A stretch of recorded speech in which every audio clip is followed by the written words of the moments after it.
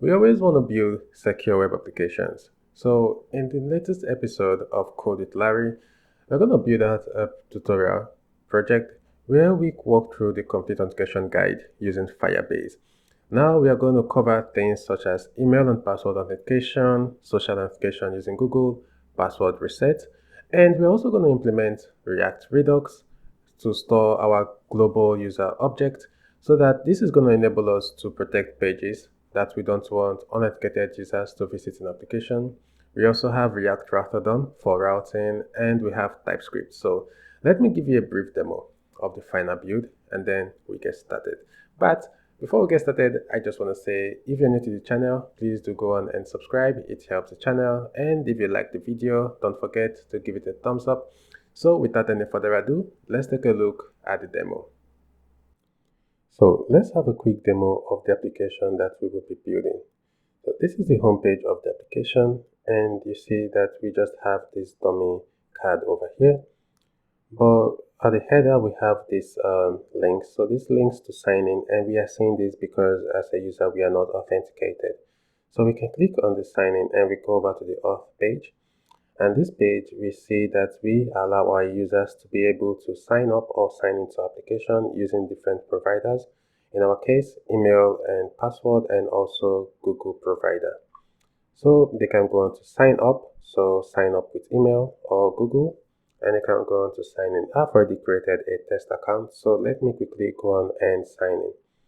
So we can click on sign in, and you see that we have a basic form validation.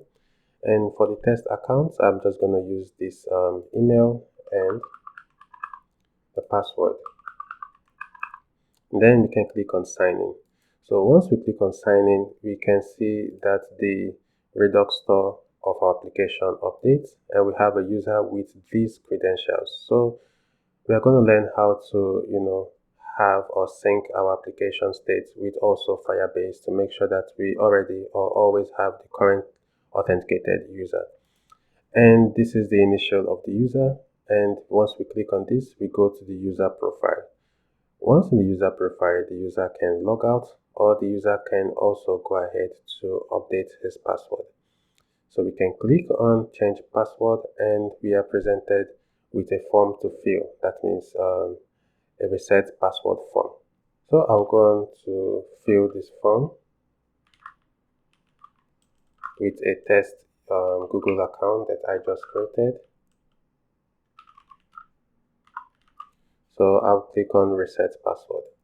So once we click on reset password, we see this password reset email link. Please, password reset email sent. Please check your inbox. Okay. So we can close and we can come over to our inbox, and we see that, we get this email to change our password. Okay. We can follow this link by clicking on it, and we are presented with a form where we can update our password. So we can go on to update our password and click on save, and our password is updated. Okay, so the next time the user has to authenticate himself, he would have to authenticate with the correct or with the recent password. So we can go on to Logout and also use Google Authentication. Once we click on it, we are redirected to authenticate ourselves using Google, and we are automatically authenticated. You can see that the profile here changes. So you can click, and also you see the profile image. This is the email of the user. So all these are being fetched from our Redux store, and we can also log out. So this is the demo of the application. You can also reset your password right from the authentication page in case the user forgets their password. So this is the demo of the application. Let's continue in the upcoming videos and learn how to build a secure authentication model in our application. So let's get started and let's create our React application. I'm in my terminal and I'm going to cd it to my desktop, so which is the directory where I would like to create this application.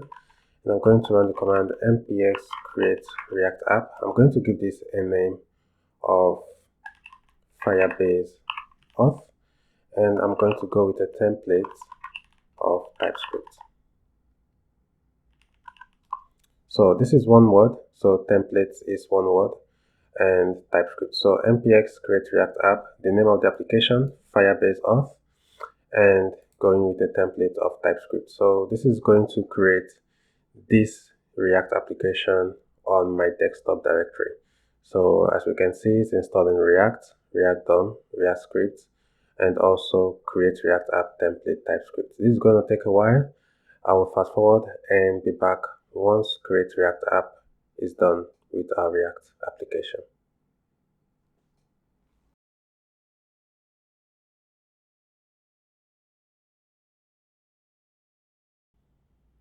So create React app is done with our React application. I'm going to cd into the created application. We call it Firebase Auth, and I'm going to open it up with Visual Studio Code using the code command. So we have our generated React application. And if we go back to the source folder, I expect most of these to be familiar. We just have an index.tsx, which creates a React application by getting access to a document with the ID of root, which is somewhere in our public index.html. We have this div with the ID of root.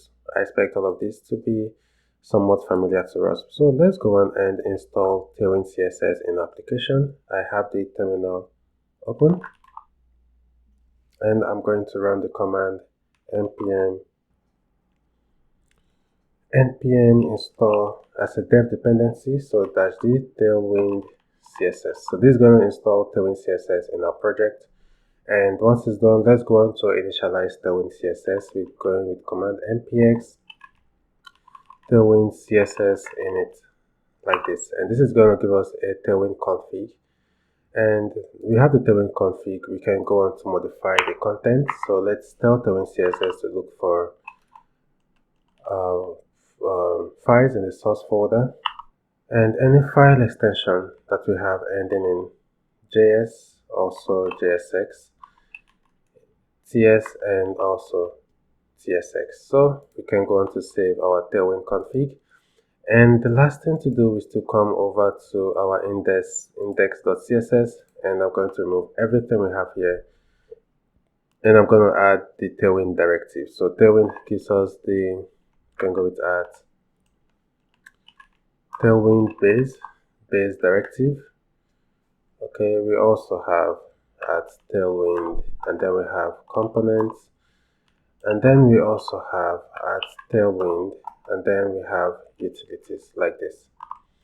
Okay, so we can save, and we have Tailwind CSS configured in our project. Let us continue in the next tutorial and set up React router so that we can have routing in our application. I'll see you. Hello everyone, and welcome back. Let's go on and set up routing in our application. For that, I'll be using a library known as React Router DOM. Let's go on and install it. So we're going to go with npm install React Router DOM, like this. And with React Router DOM installing, we need to set up routing in the application, and I'll come over to the index.tsx. And let me just do a little modification. I think this is okay. And we are going to import some things. Actually, for now, we're just going to import one from React Router DOM, the package that we just installed. So I'm going to import the browser router. And what I'm going to do is I am going to wrap our app. So everything that's our app component, which is, more like the content that we have in our main application. I'm going to cut it and wrap it in our browser router, like this.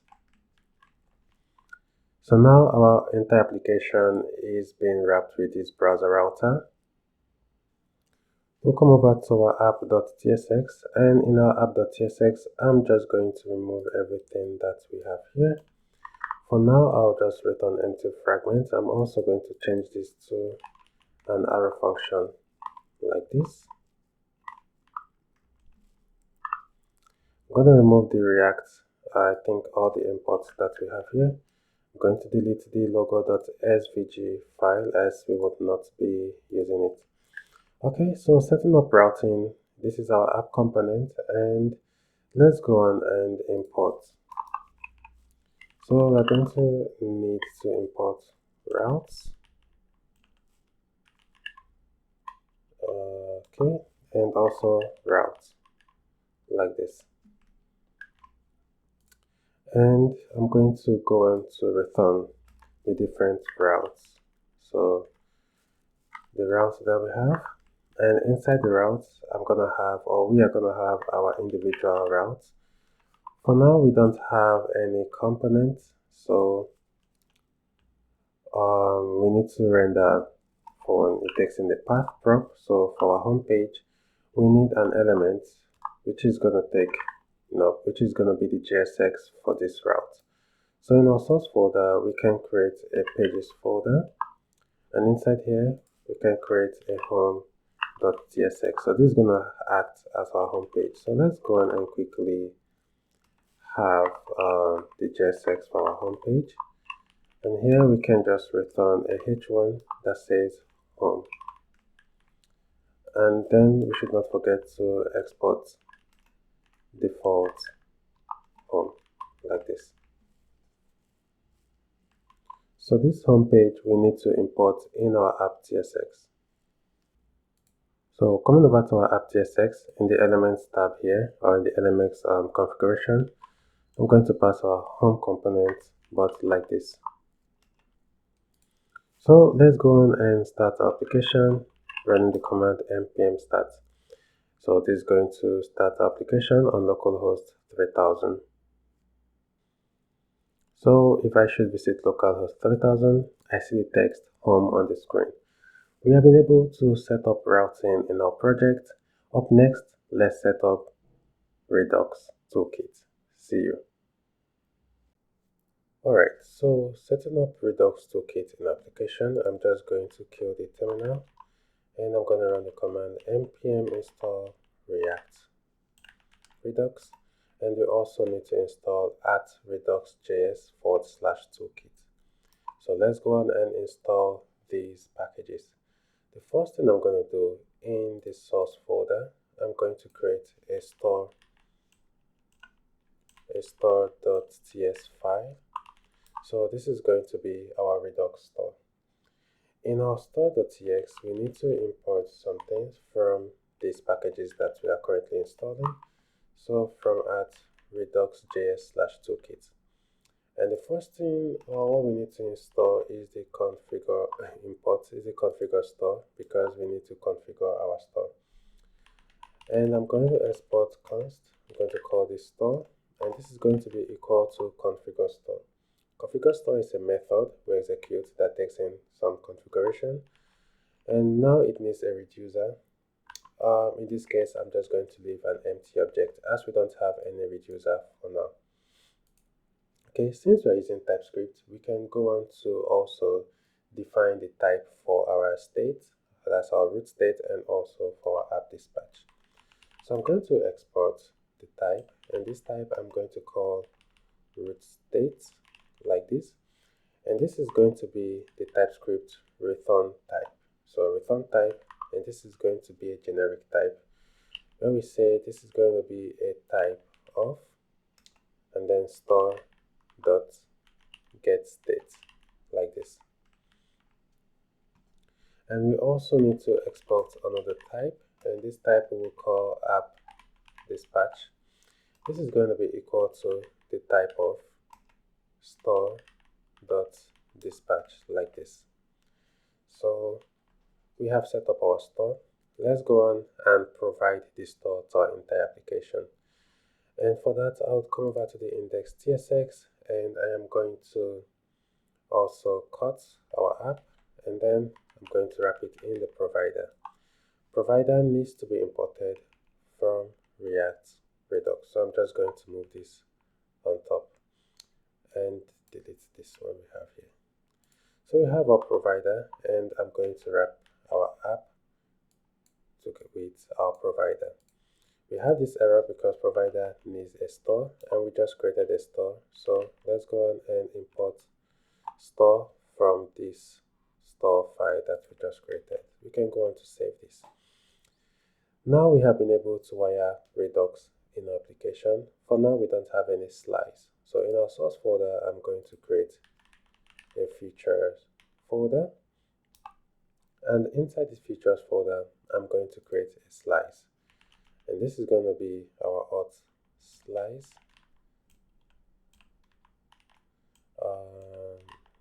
.ts. So this is our auth slice. Let's go on to create a slice. In order for us to create a slice, we need to import create slice. And create slice needs to be imported from @redux.js/toolkit. Now let's create a slice. We're going to export a const, which we would call auth slice. And this auth slice is going to be equal to this create slice, which is also a method that takes in some configuration. We can give it a name, and we can go with the name of auth. We can also give it an initial state. For now, we don't have any initial state. Let's define an initial state. Let's say a const initial state is going to be equal to user, which is going to be null. Okay, we have this. We can also define an interface for our state. So let's go on and export an interface that we call auth state. And this is going to be an object, which is going to be a user. A user is null, or a user is going to be an object which has an email, which is a type string. A user also has an ID, which is also a type string, and a user can have a photo URL, which is also of type string, or could be null, like this. So it's a union type. We have this. What we can do, we can actually cut this, come over to our directory, create a models folder, and inside here we can create, let's go with models like this. And in here we can create a user.ts, and we can go on to export an interface that we call user, and then we can paste what we had. So this is our user interface. I'm going to save this, and we're going to import it in our auth slice. So like this, coming from our models folder. So we have defined an interface for our initial state, and we can say our initial state is going to be of type our auth state, like this. Now this initial state is going to reference this initial state that we have over here. Next, we need some reducers. So we're going to add reducers configuration to our create slice object. And here we can define the different actions that we are going to have. Okay, so we can have a login action and also a logout action. So for login action, we're going to have a state. So this action is going to have a state, which is the current state, and also an action. Now this action can be of type, so we can come over here and import type. So we can call this type, not we, is being called payload action, coming from Redux.js/toolkit. So this action is going to be of type payload action, and which is a generic type. So we can say type user, like this. So we have been able to define our login action. For now, it's doing nothing. So let's go on and update our state. So we're going to say our state, and then .user is going to be equal to the action .payload. And the payload is going to be this user object. So our user is not going to be null. Whenever we call this login function, it's going to be this object over here. So if we come to our model folder, the user is going to have an object with a name, ID, and photo URL whenever this login is being called. So let's go on and have another action that we call logout. And this logout action is also going to have a state, but this time without any payload. So we're going to have a state, and what do we want to do? We want to just reset our user. So we're going to say state.user is going to be equal to null like this. So this is our auth slice. Now we need to export out the actions, so our login action and also our reducer.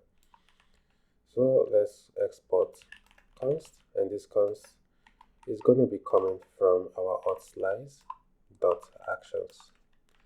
So these are the different actions that we just defined, the login action and also the logout action.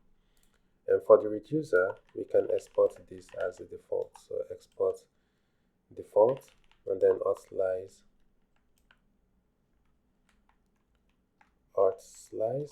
dot reducer. This auth slice reducer, which we are exporting at the default, we can use in our store.ts file. So over here, where we have our reducer object, we can have an auth reducer, which is now going to point at our auth slice that we just defined. So this is it, but let's go one level up and create some hooks that we're going to be using in our component to fetch the different states that we have in application. So for dispatch and also to have access to our states. So I'm going to create a hooks folder in our source folder, and I'm going to create a store hook.ts. So inside this store hook.ts, let's import use dispatch from React Redux and also use selector. So use selector from also React Redux.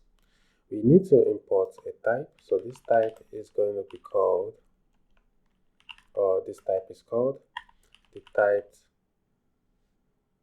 use selector hook coming from React Redux. So in our store.ts, we defined our root state and also our app dispatch. These are synced to our store. So our store is going to be keeping track of the use state, root state, and also the app dispatch. So coming over to our store hook, let's import the app dispatch and also the root state.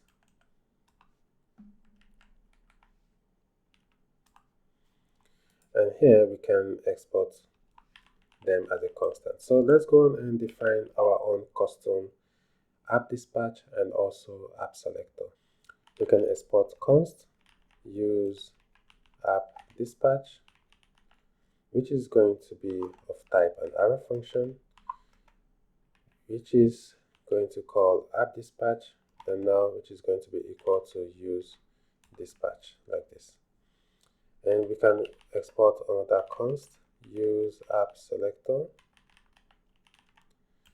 which is of type the type use selector hook that we just imported, which is a generic type. And then we can say is going to be of type of our root state, which is now also equal to use selector like this. So in our components or in our pages, we can use the use app selector and also the use app dispatch custom hooks that we have defined.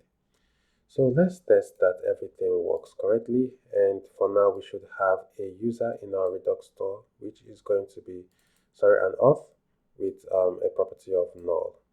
So let's go on and start the application by running npm start.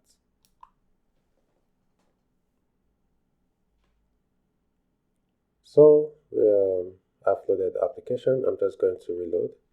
And if you come over to the Redux DevTools extension, you can see that we have a user which is null in our state. So that's because if we come over to application and we come over to our auth slice, we can see that we have a user in our initial state which is null. So we have been able to set up Redux in application. Let's continue and let's start laying out the home page of our application. I'll see you.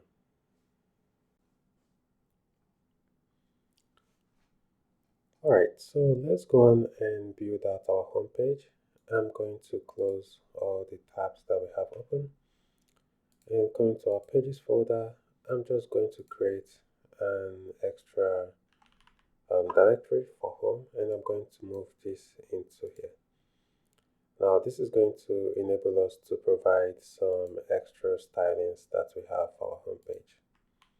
So in this directory, in our home directory, I'm just going to have some home classes .ts. Okay, so I'm going to export const. I'm going to call this home classes, and this is going to be an object of some Tailwind class names, so that I don't waste your time writing over Tailwind class names. So I'm going to save this, and these class names we are going to reference in our home TSX. So in our home TSX, I'm for now going to return an empty fragment, and inside this empty fragment I'm going to have a div. I think what I would do is to destructure. So I'm going to have a const here. This is going to be equal to the home classes that we just created. And here I am going to destructure container, card container, also title, and description.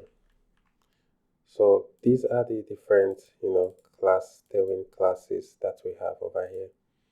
And inside this div, I'm just going to give this a class name of container. And inside this other div, where we're going to have a card, I'm going to give it a class name of card container. And then inside this div, we can have the title, which is going to be a h5. A h5 that I would also give a class name of title. And for now, I will just call this Firebase Auth. And after the h5, I'm going to have a paragraph. And this paragraph, I'm going to give the class name of description.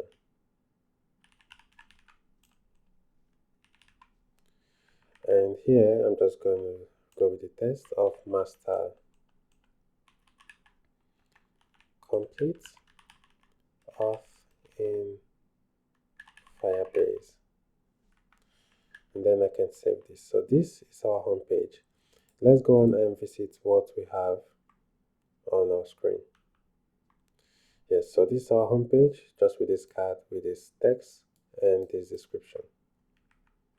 Next, let's lay out our header component. So in our source folder, I'm going to create a components folder, and in here we're going to have our header, and inside the header we're going to have our header.tsx, and we can immediately also have our header classes .ts file.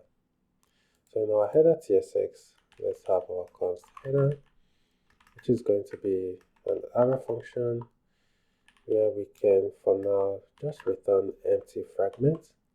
And this header component, we are going to import it in our home tsx. So over here we can have our header.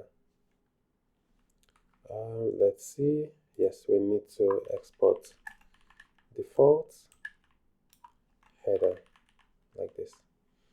So coming back, we should have, yes, this import like this.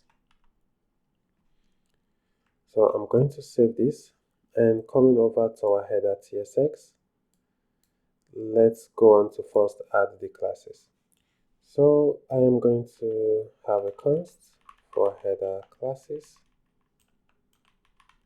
which is going to be this object over here. I'm going to make sure I make these classes available in the course resources. So I'm going to save. Coming back to our header tsx, we are having an error. So header classes, So let's see. Yes, because we need to export. So the error is gone. Going back to our header TSX, we can destructure the different classes that we just defined in our header classes.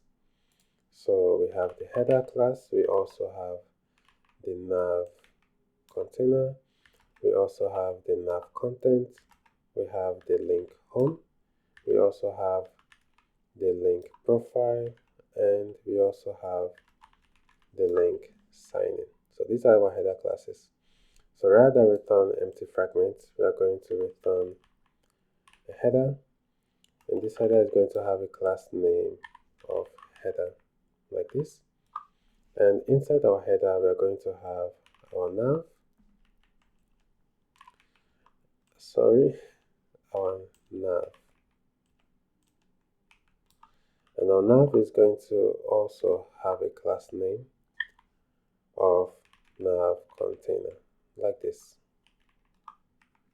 So inside our nav, we are going to have a div, and this div is going to have a class name of, we can just give it flex item center and width full. So inside this div, we are going to have a link. So this link needs to be imported. So from React router done, just have some space in here. So we have this link, and this link needs a to prop. So we're going to say to, and this is going to go to slash. So this is going to be a link to our home page and home. This link we can give a class name, and the class name is just going to be link home. So this is our link, and after the link to home, we also have another link, and this time it links to /auth. So our auth page, which we don't have currently, and this can have a class name. So a class name of link signing.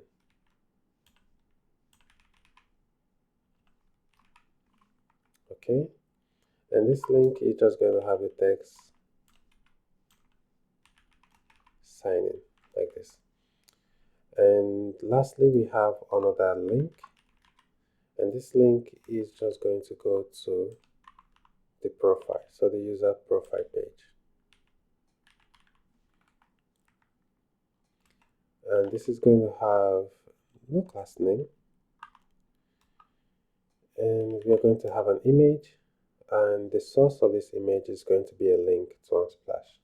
So the source is just going to link to Unsplash, so an image coming from Unsplash.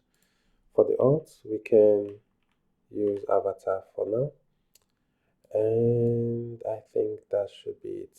I think we're missing the class name. The class name is going to be link profile like this. So this is the JSX for our header. We are missing out the nav content, so this nav content is going to be, let's see, so we have this nav.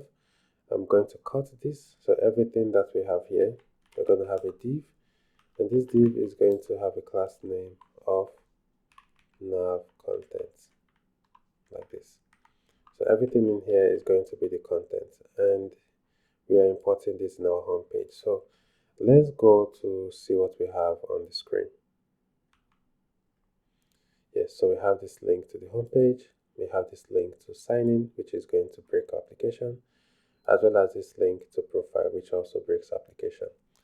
So now we have set up our home page. Let's go on and set up our auth page so that we can have a form that we use to, or we connect to Firebase. I'll see you. Hello everyone, and welcome back. So let's lay out our authentication page, and for that I'm going to come to our pages folder, I'm going to create a new file which I would call auth, and here we can create our auth.tsx and also our auth classes.ts file. And in our auth.tsx, let's go on and have a const. Auth is going to be equal to an arrow function, and here for now I will just return empty fragment, and we can go on to export default auth.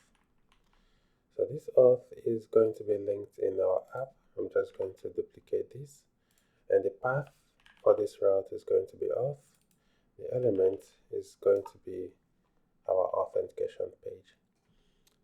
And coming back to our auth page, let's fix our auth classes. We can export a const that we call auth classes, which is going to be an object like this. I'm going to save this and collapse this so that we can come over to our auth page and we can destructure these classes from our auth classes. So we have over here container, we have our form, we have also our button, we have our input, we have our text, we have our text light, our link, and also HR and forgot password button. Okay, so let's lay out the JSX. So rather than return an empty fragment, we will be returning a div, and this div is going to have a class name of container, like this. And inside this div, we are going to have another div, but this time we're just going to quickly write out the class name. So this is going to be with full max with SM. We are also going to go with rounded LG, rounded LG. So BG is going to be BG slate. I'll go with 700 and divide it by 30. So, and then we give it some shadow. And inside this div, we are going to have our form without any action. And this form is going to have a class name of form. And inside this form, we are going to have another div. So this div is going to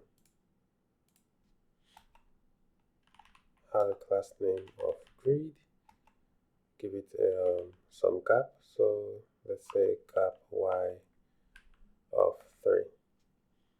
And inside this div, we are going to have a button, and this button is just going to say Google. So that's for our Google authentication.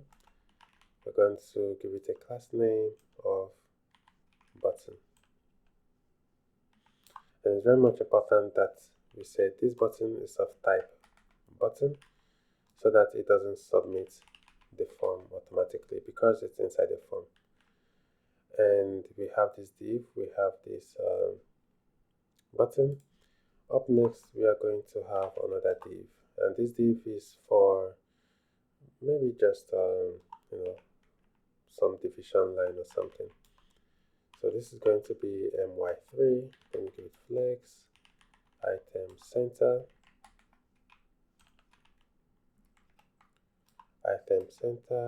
px3.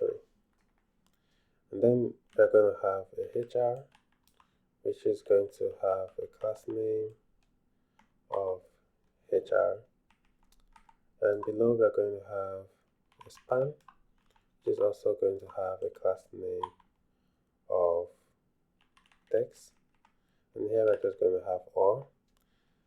And here we're just going to have another HR like this. So after this, we are going to have another div, and this div is going to have a class name of grid and gap y3. So this div is for our different inputs, and in here we're going to have another div, and inside this div we would have an input. This input is going to be of type email. I'm just going to give it a placeholder of email at example.com, and we are also going to give it a class name of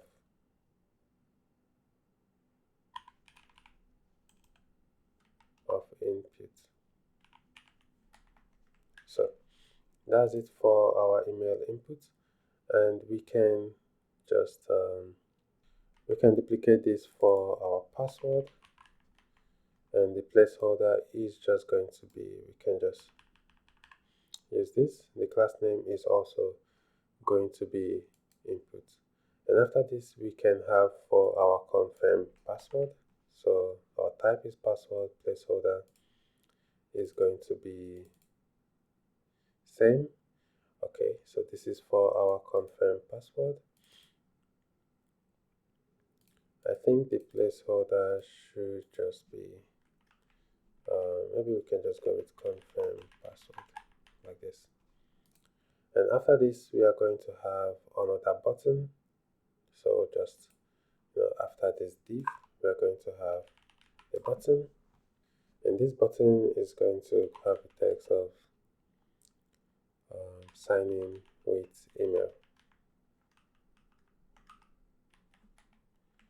Okay, and after this button, let's give it a class name.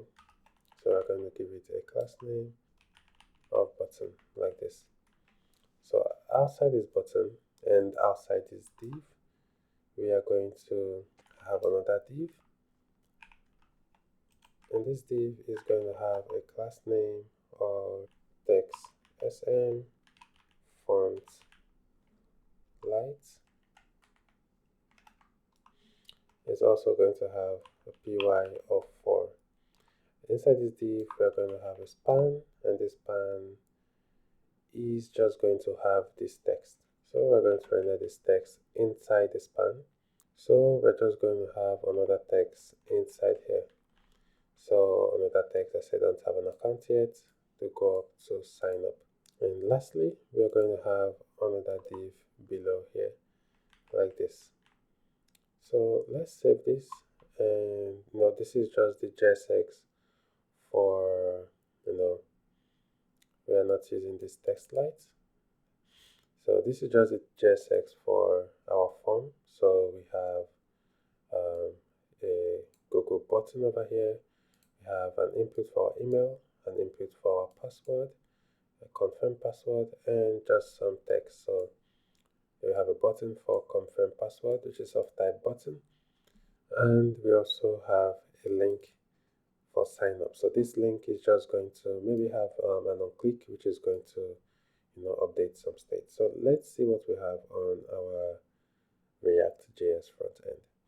So if I go to /auth, sorry, not /profile, if we go to sign in, which is going to take us to the authentication page, let's reload. Yeah, we see that we have this link to Google. We have the email input, password, confirm password. We have this sign in with email text, and we have this forgot password button, and also this link. So we have all of these set up. Let's go on and set up form validation. So we're going to be able to validate our email input, password, and confirm password. And I think it makes sense that we change this to, I think, okay, sign in is okay, but we will be working first on the sign up functionality, because without signing up we would not be able to sign in. But first off, let's handle form validation using Yup and React hook form. I'll see you. Hello everyone, welcome back. So let's go on to add validation to our form. I'm going to stop the server and install the following packages. So npm install Yup, And we would also need to install React hook form. We would also need to install the types for yup. So, and lastly, we would need to install at hook form /resolvers. So let's go on and execute. So in order for us to add form validation, I'm going to come to the models folder and I'm going to create a form.ts file. So let's go on to have a schema. So I'm going to export a const which I'll call auth form schema. And this is the schema for our form. So this schema is going to be equal to, we're going to import yup, and in order for us to import yup, we're going to import everything as yup from the yup package that we just installed. So this is going to be equal to yup, and there we have an object property that we can access. And from the object property, we call it as a method. We also have the shape, and here we can configure the shape of our form. So our form is going to have an email, and now we can set up the validation using yup. Then we can say this email is going to be a string, is also going to be an email. And for the error message, we can just say, please provide a valid email address. And we can also go with .required and say email address is required. So this is our email validation. We can go on to add another field for our password. And for the password, we can say yup.string, and we already also have the min property, so we can say password should be a minimum length of 6. So please, or we can just go with password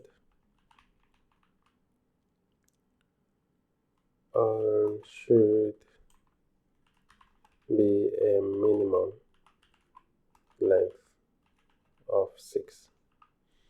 And as we have for min, we also have for max, not max header size. So we also have for max. So we chain the max like this, and the max can be, let's say, 12, and then we say password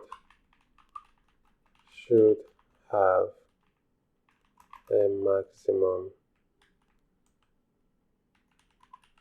length of 12. And we can also say dot required, and we can just say password is required. So this is our validation. Actually, this minimum length of 6 is very much important because Firebase is going to require that our password is a minimum or has a minimum length of 6. We can also have for our confirm password, and we can go on to say yup.string, and to set up a relationship between the password and confirm password, we are going to use the one-off, and one-off takes in an array which we can call yup and reference. So using .ref, we're going to reference password. So this name over here needs to match this name over there. And for the error message, we can say passwords do not or don't match, like this. And let's go on to say this is required. So .required, and then we can say confirm password is required. So this is for our validation. We can save this and come back to our form, so our page, our auth, and our auth TSX. Let's first of all set up some configurations that are going to be needed. And just before our return keyword, let's destructure some things from use form, okay? So we're going to be destructuring some things from use form like this. And use form needs to be imported from React hook form. Okay, so we are going to need register and also handle submit. So we're not getting auto completion because we need to call use form like this. Okay, use form is also a generic type. I will get to that, but now we get auto completion and the submit. So use form or use form is a generic type, and let's set up the type of our form. So here we can also have an interface that we can call auth form. Just saying our form is going to have an email, which is a string, is also going to have a password, which is a string, and it's going to have a confirm password, which also is a string. So over here, we can reference our auth form like this. Okay, and in here, so inside this method that we have from use form, we can also set up a resolver, and this resolver is going to tell use form to use the yup resolver for our validation. So we're not getting auto completion. I'll import it manually. So I'll go on to import the yup resolver, and this will be coming from at hook form / resolvers / yup, because you see you have different types. You have joy and the rest, but we're using yup here. So the resolver we're using is the yup resolver, and now this yup resolver is going to take a schema, so which is of type object schema. So if you see over here, we hover on it, you see this is of type object schema. Our auth form schema is what we are going to pass to our yup resolver, so our auth form schema, which should be imported for us. So now we have all these imports. We have the register and we have handle submit, which will be called automatically for us when we submit our form. But we can come over to register our different inputs. So let's register our email input. And how do we register our inputs?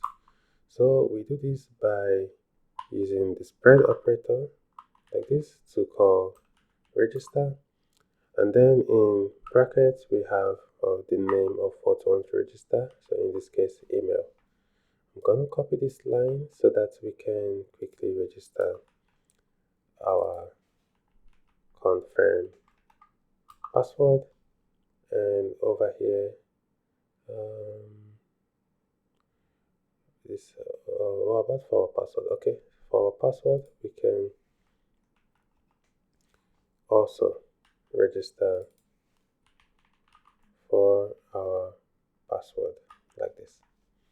So we have been able to set all these up. We should only have one button in our form, which is of type submit. So this is our form, and if we look at this button, this is of type button. We should have this button. It doesn't have a type, but automatically it's going to be of type submit. So that's good. And on our form, we are going to have our on submit, and on submit we're going to call handle submit. And handle submit is we're going to pass to it our custom function, which we'll call handle form submit like this. We don't have this function defined yet, but we can define it maybe somewhere above here. We can have a const which we would call handle submit.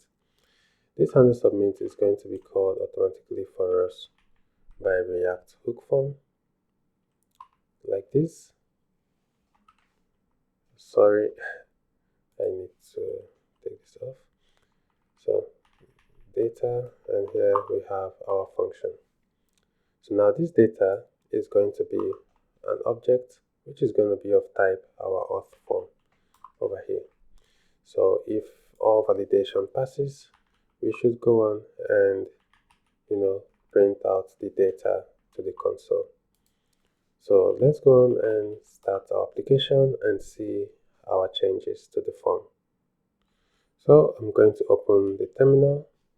So if I go on to submit the form, we don't see any errors because for now there is no way for us to display our error on the screen. But something interesting, you see that we have to focus on our email. So coming back to application, what we can do is that we can also from here take our form state, and from form state we can destructure errors. So coming down here, what we can do below our email, we can have a check that says errors.email. That means if we have an error for our email, if that is true, let's go on to show a span. So let me write it out myself. So this span is okay. Let's just have it for otherwise we'll show nothing. So here inside the span, we are going to display the errors.email, and here we go form.message. So over here we can just have a class name of text red. We can go with maybe 700, and this is it. So I'm going to cut this or copy, and over here for our password I'm going to have the same, but this is going to be errors dot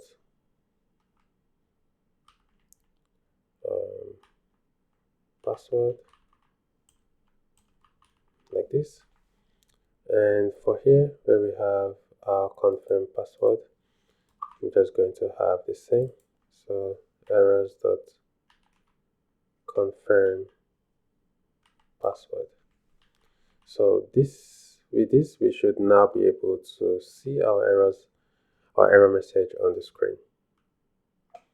So if we try to submit the form, we see email address is required, password should be a minimum length of 6, and confirm password is required. So if we go on to provide a valid email address, see that the error goes, and for password and also confirm password, and if we click on sign in, we see the values that were imputed. So we have been able to finally set up form validation. So the next thing we're going to do is to make sure that we can update our React state whenever we click on this sign up button, so that over here we have this text update. So after this we will be setting up Firebase. I'll see you.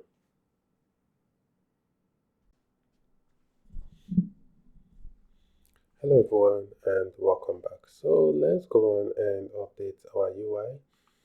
So we have this sign up text, and once we click we want to update this text, and we also want to update this text over here. So coming back to our application, let me collapse this. I'm just going to have some state over here. So somewhere here I'm going to have a state that I will call auth type and set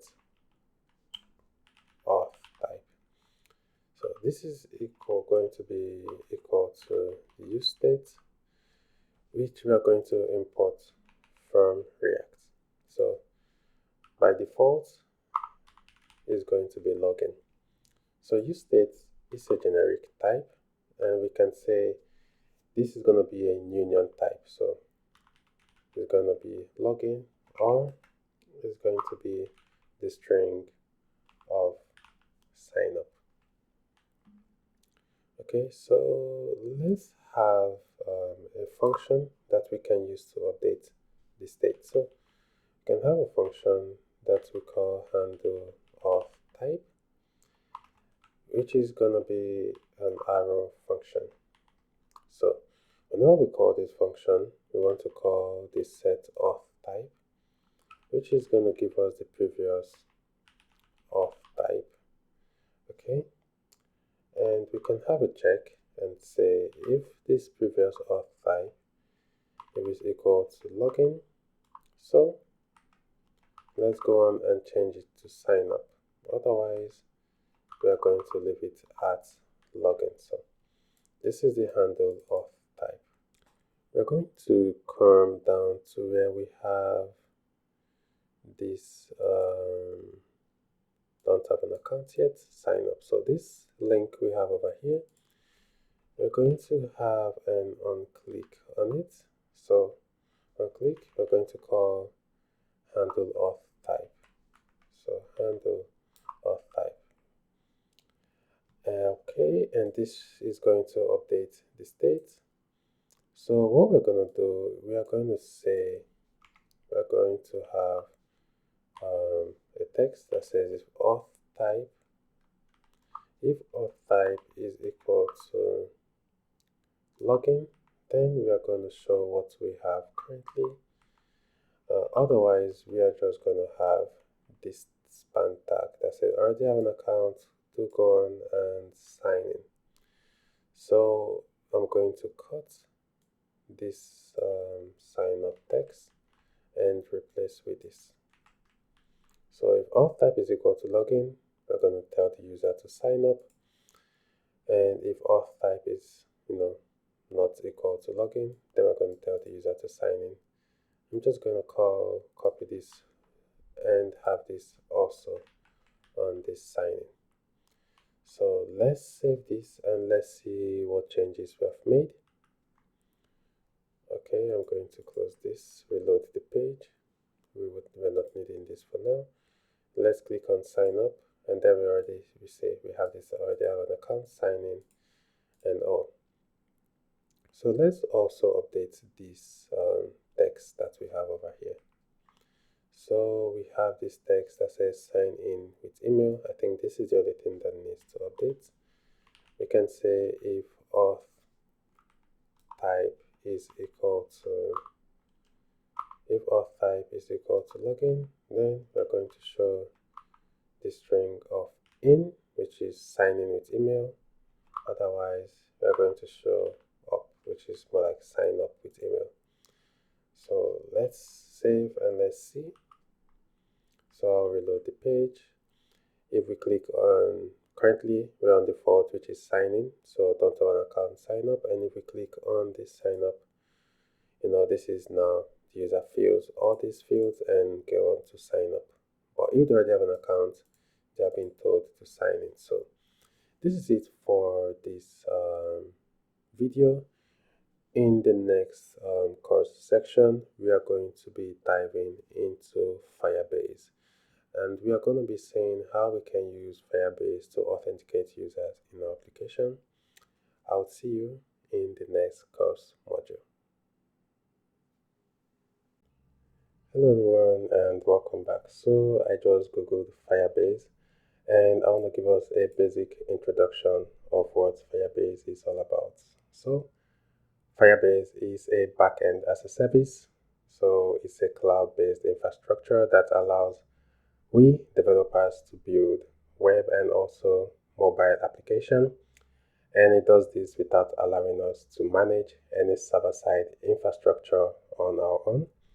So Firebase follows a client-server architecture. So when the client, which is in this case our React application, when it communicates to the Firebase servers to interact with database, it also gives us the SDK, which we can have access to the authentication service, the storage service, which is the Cloud Firestore, and also hosting. And Firebase is or has other services that they offer.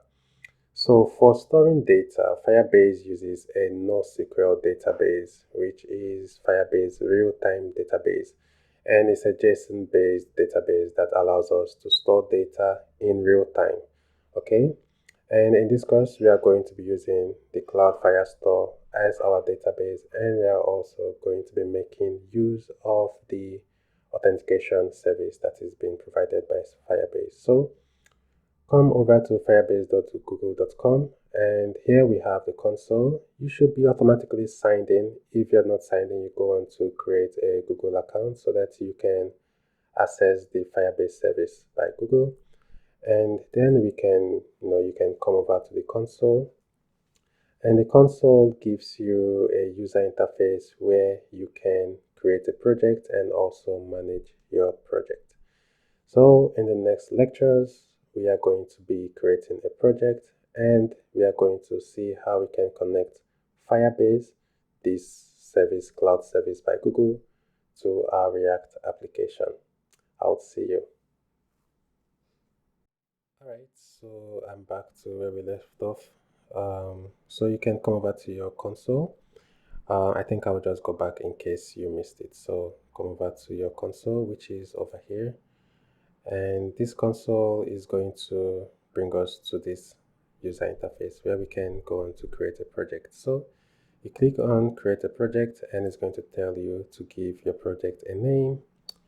In this case, I'm going to go with Firebase Auth. I think it's meant to be a unique name, or maybe a project name for your Firebase console. I'm going to accept the terms and conditions, confirm, and click on continue. And we're not going to be enabling Google Analytics in this project, so you can go on and disable that toggle and create a project. So this is going to create a project. It's going to take a while. I'll fast forward and be back once it's done. Alright, so Firebase is done. Our project is ready, and we can go on to click on continue. And this brings us to our project settings. Now we can get started by adding Firebase in application. So if you are building for iOS, for Android, or for the web. So in our case, we are building for the web. We can go on to click on this web icon over here, and it's going to tell us to give our application a nickname. I would also go with Firebase Auth, and I would not be setting up Firebase hosting for this application. I'll go on to register application, and it's going to go on to the next step, which is the step where we add the Firebase SDK to our React.js application. We're going to do this in the next video, and we are going to run this command on our CLI. So npm installed Firebase, and then we're going to have the Firebase config. We are also going to import initialize app, which is going to come from the Firebase app. We're going to have access to this by the time we install the Firebase module in our project. And then we go on to initialize Firebase. So for now, I would continue to the console. And if for some reason you want to get access to the Firebase config, you can come over to your project overview. And here we have the settings gear icon. You go on to click on it and go over to project settings. Now you're going to see your project wide settings, and over here you can see the Firebase config. One last thing, or one important thing I would like us to do is to go on to, let me see, let's go over to our Fire project overview and come over to authentication. And in the authentication guide, we need to enable the sign in with email and also sign in with Google authentication. So let's click on this get started guide over here. And yes, so we have the sign-in methods, and in this case you can see we have different providers. So email, Google, Facebook, GitHub, Apple, Twitter. And for this project we are going to work with Google and email and password. So you can click on email and password and go on to enable this, and then we can save. Okay, another thing we need to enable is also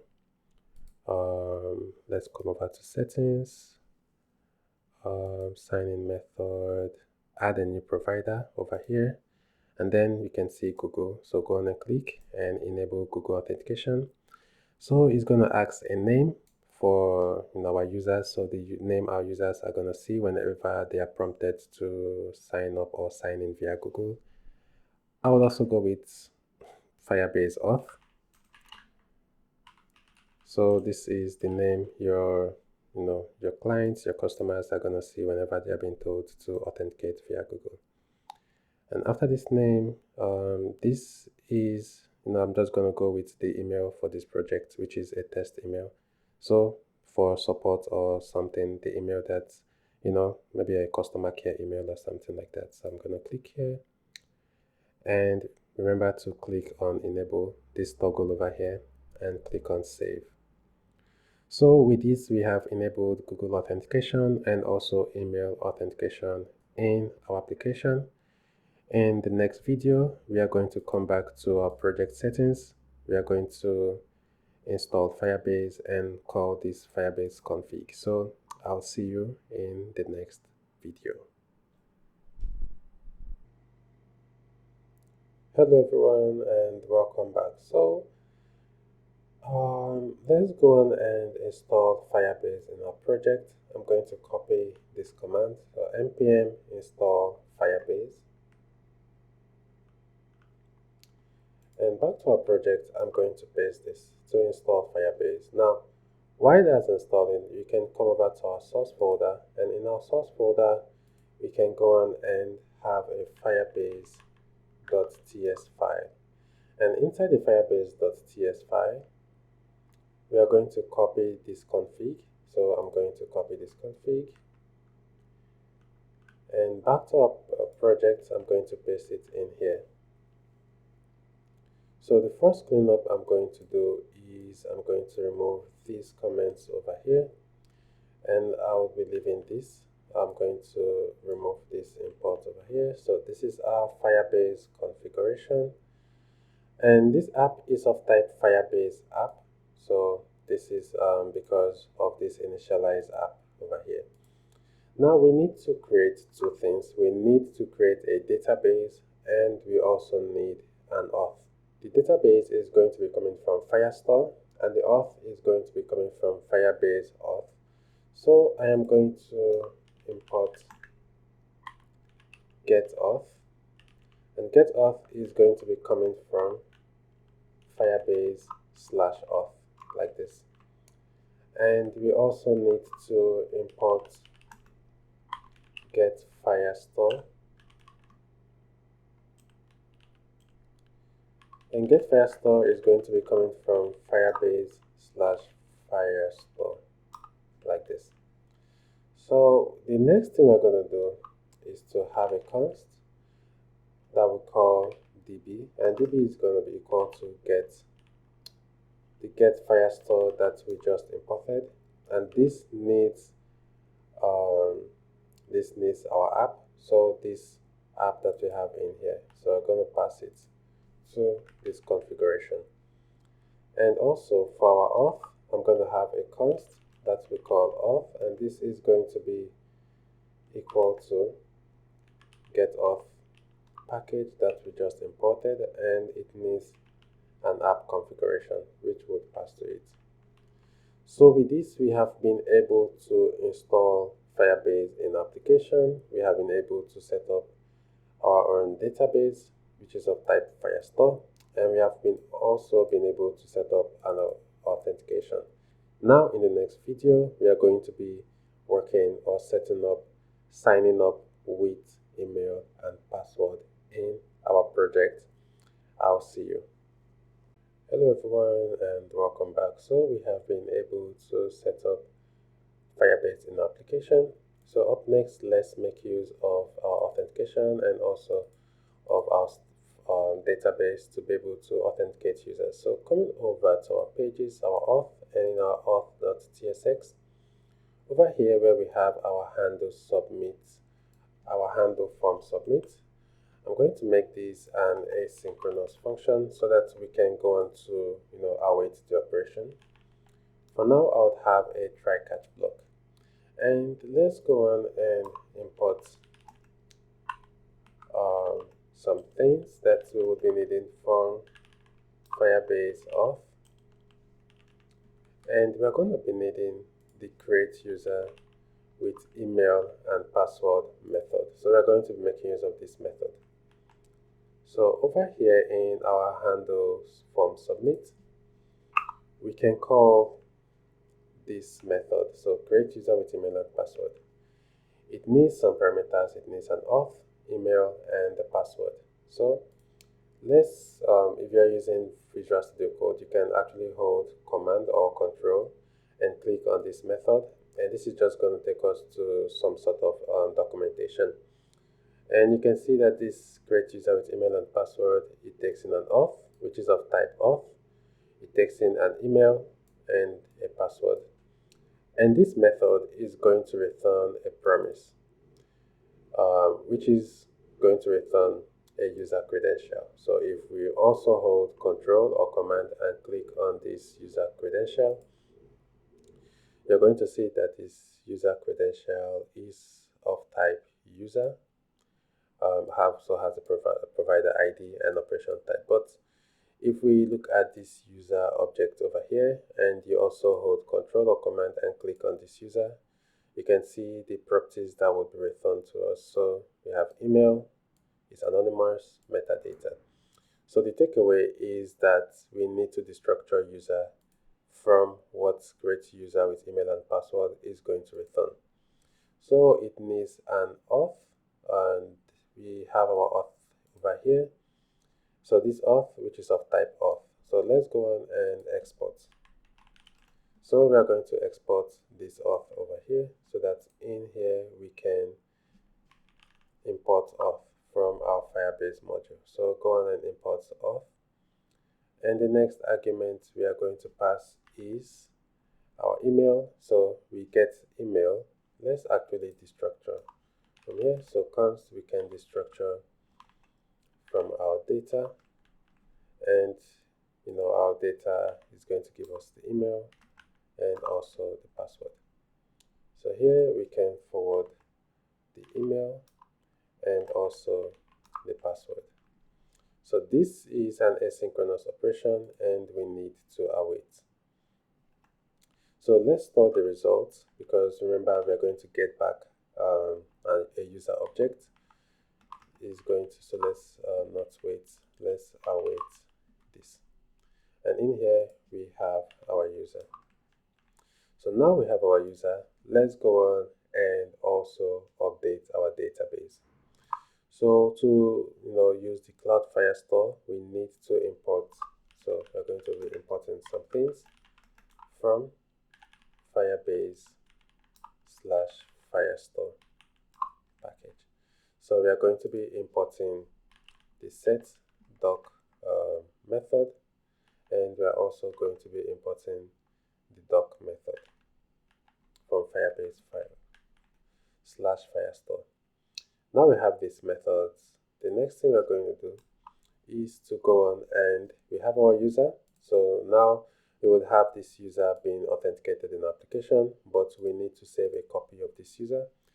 So we are going to await the setDoc method that we just imported, which needs a reference. So the reference in this case is going to be a doc reference, and the doc reference needs a Firestore. So, and after which it also needs a path where it's going to save this user. So we can come here, we already have our database, which is of type Firestore, and we can go on to export this database. And back to our auth, we can import the database from Firestore. Next, it needs a path. So we are going to say save this in a user collection, in a user's collection. And we need a unique identifier, so a path segment. In this case, we are going to be using the ID that we get back from the user. So we're going to go with user.uid. So, and after this, now we need the property or the document we want to save. So we are just going to save our user email, and this email is going to be gotten from this email reference over here. So we're just going to save a user email, and we're going to have a unique ID. Actually, since we are signing up a user, And if you come to our feature and our auth slice, you can see that a user has an email, an ID, and a photo URL. So in this case, whenever a user signs up to application using email and password, the photo URL is going to be null. Okay, so that's what we are going to be, working with over here. So now we have, gone to save the user in our Cloudflare store. We need to update our local state. So what we're going to say, we can have some check to say if user, and we can also check if user.email. So we want to go on and update our state. So we are going to dispatch. And in this case, let's go on and use our app dispatch. So in the component here, we're going to say const dispatch is going to be equal to use app dispatch. So use app dispatch, if you remember, is the custom hook that we created in our storehook.ts file. Okay, so we're going to be using this use app dispatch. So coming over here, we have the dispatch. So we're going to be calling dispatch. Okay, and dispatch needs an action, so a thunk action to dispatch. So remember, we also created two actions. Coming back to our auth slice, we have our login action and our logout action. So we're going to be dispatching our login action. Okay, so go on and import login coming from features/auth slice. Okay, so dispatching our login action, we need to pass some configuration. So it needs a payload, okay, which is a user object. So remember, it needs an email, which is going to reference the email object that we destructured from the data. Or we can go on to, to be much more secure, use the user.email. We also need an ID, and in this case, we are going to be using user.uid. And lastly, it needs a photo URL. Okay, so photo URL in this case is going to be user.photo URL, or so we know that is going to be is not going to be there. So in this case, we can set null. So if this isn't there, if this is there, go on and set, otherwise set null. Okay, so I'm going to save this, and we have our catch block in case everything doesn't go as planned. For now, I'm just going to console.log error, the error object that we get. Okay, so one thing we can do is to have a state. So we can have a state of loading. So const loading set loading is going to be equal to use state, and is by default false. Okay, so once we call this function, we can go on to set loading to false, and in the try block over here, before we start awaiting this operation, we can set loading to true. Actually, I don't think this is necessary because by default loading is false. We shall see. And once all this operation is done and we dispatch all of this, we can go on to set loading to false just after this await here. So set loading to false. And once we have an error as well, so we set loading to false again, and then just log to the console. So we can disable our button. So we have our button over here. So we can disable our button if loading is true. Okay, or you can change this rather than loading. You can change it to is from submitting or something like that. But in this case, we can just go with loading. Okay, so I'm going to save this, and we have written out a bunch of code we're going to come back in the next video and we're going to test to see if our application works as intended. I'll see you. Hello everyone, and welcome back. So we wrote out a bunch of code last time out. Let's go on and restart our application and let's see what we have going.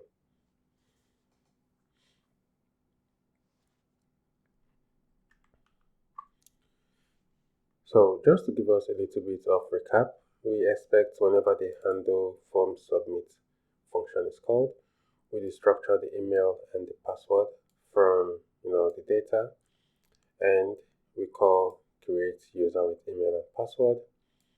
We pass in the necessary configuration. We can also go on and console.log user. Let's see what we get back from Firebase. And then we also go on to store the user in Cloud Firestore. And once we're done, we also update our local states, our Redux states with the user email, ID, and photo URL. So let's save and let's go back to our user interface. And I'm just going to reload the page. So open up the console and I'm going to try to sign up a user. So let me go with test@test.com, and for password I just go with 12345 and 12345. You shouldn't sign up because of our validation, so let's make it up to 6 characters and let's click on sign in with email. So I'm going to click on this button.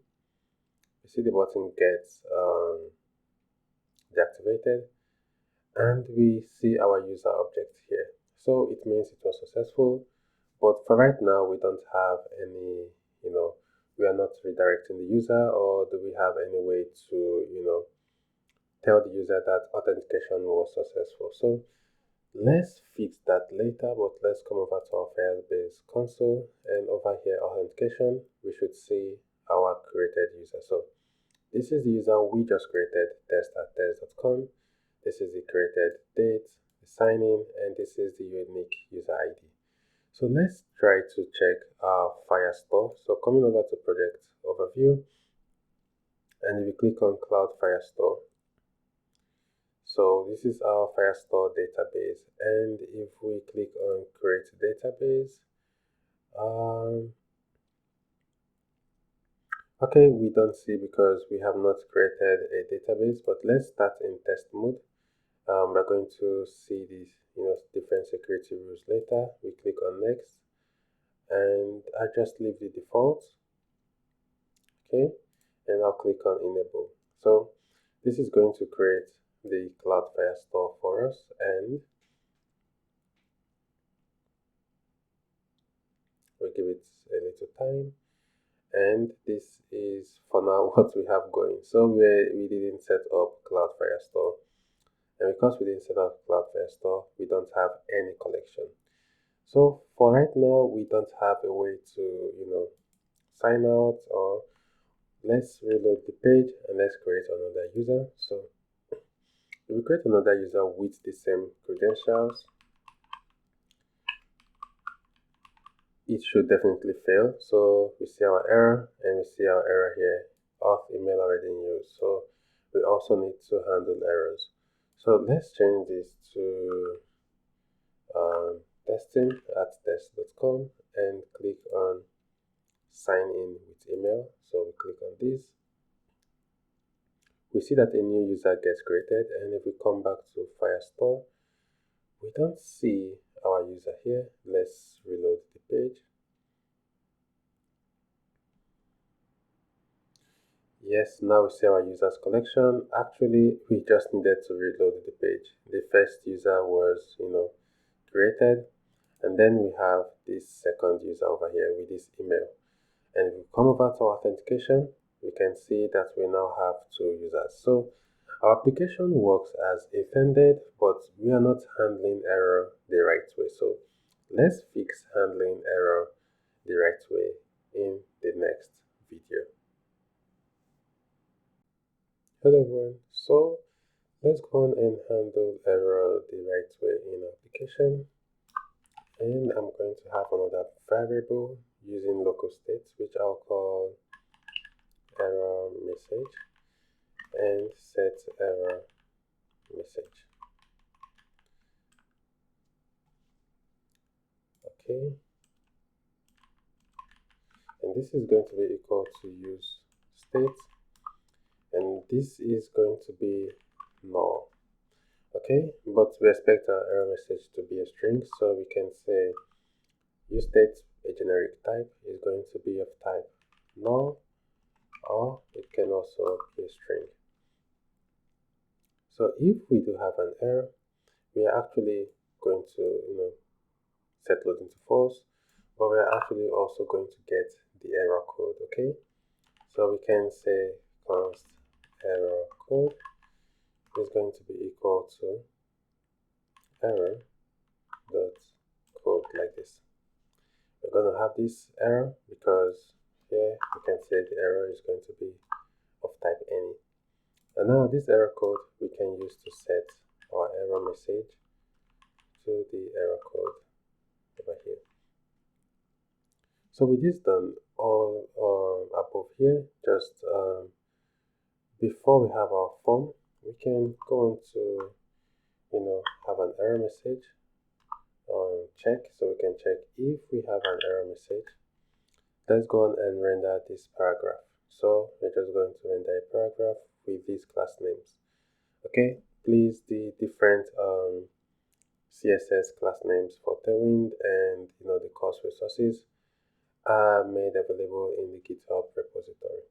Okay, and inside this paragraph we can go on to display this error message here. Okay, so let's save this and let's go back and try to create another user. So in our React application, I'm just going to reload the page and let's try to create a new user. So I'm going to go with test.test.com. Just go with same credentials, and if I click on, sorry, I meant to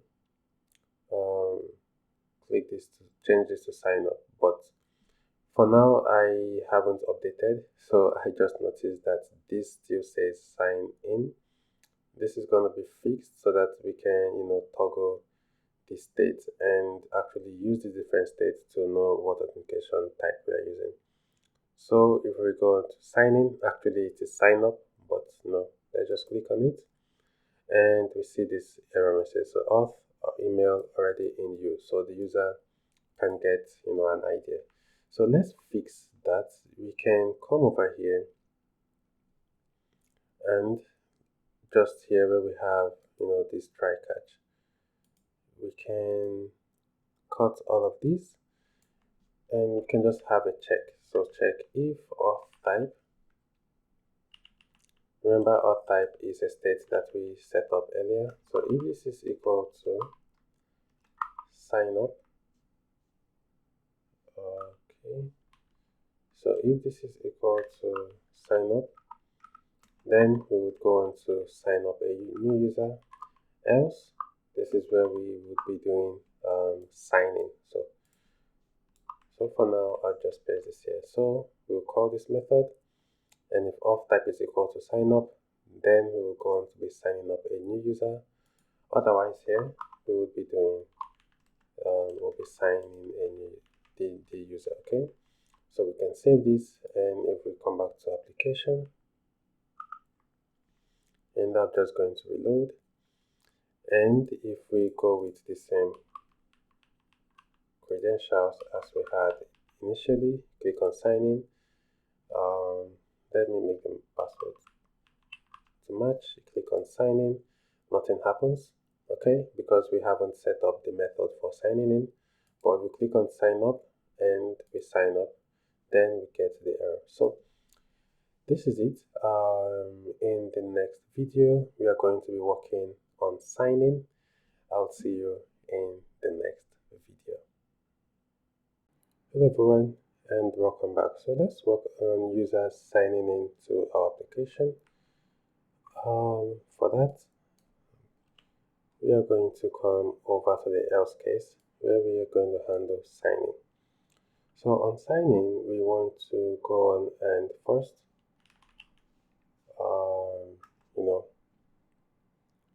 we are going to set error message. I think error message should be set to null regardless. So I'm just going to cut this error message and set it to null over here.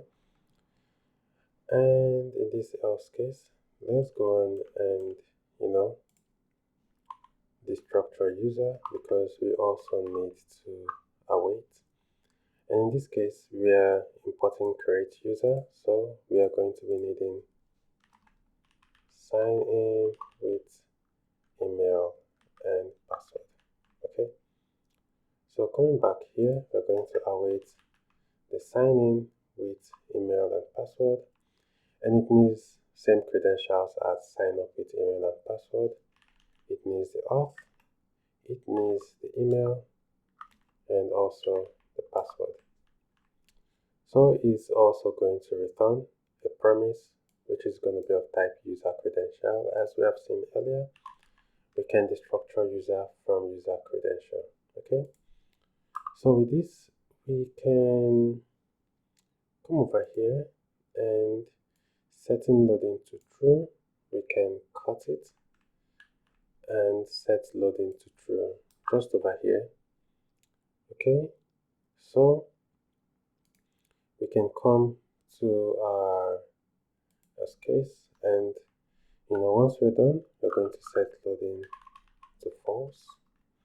And after setting loading to false, let's go on and update our state. So I'm just going to copy what we did here. So, and let me collapse this. So I'm going to put this over here.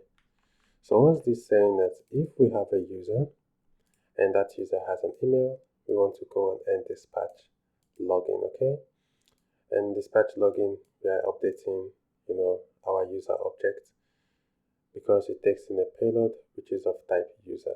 Okay, and we have the email, the ID, and also photo URL. So I'm going to save this, and let's go on to test the login functionality of our application. Let's reload this page, and we have created a user in the past. So let's sign in with test@test.com, and we use this user credential, and we sign in. We don't get any visual representation, but if we check our Redux state and we see our state, you see that we have a user object, that's we have our auth, and then we have a user object. The user has an email, an ID, and a photo URL. Okay, so let's try to sign in with another user. So testing@test.com. If we click on sign in and let's see our state, we see that we have the user email to be testing@test.com, the ID, and also the URL. Now we have been able to set up sign up and sign in functionalities. Even though if we have a successful operation, we are not updating the state, or we are not showing a visual representation for a user. The idea is if a user successfully signs up or signs into application, they should not be able to visit this auth page. They should be redirected over to the home page. We would be fixing that in the coming lectures, but let's continue building our authentication model, and let's go on to work on the Google authentication. More of this in the coming videos. I'll see you. Hello everyone, welcome back. So let's go on and work on Google signing in our application, and we are going to look for this button over here, and on click of this button we are going to wire up a function that we can call sign in with Google. Okay, so let's go on and set up this function. we can actually set it just above the form submission. I'm going to collapse this. Okay, so let's have a const that we call sign with Google, which is going to be an async arrow function like this. And signing with Google, we need to use the Google provider. Okay, and Google provider will be coming from Firebase Auth, so Google Auth provider, and we're going to be using the sign in with pop-up. So sign in with pop-up. So this over here. Okay, so coming back to our function,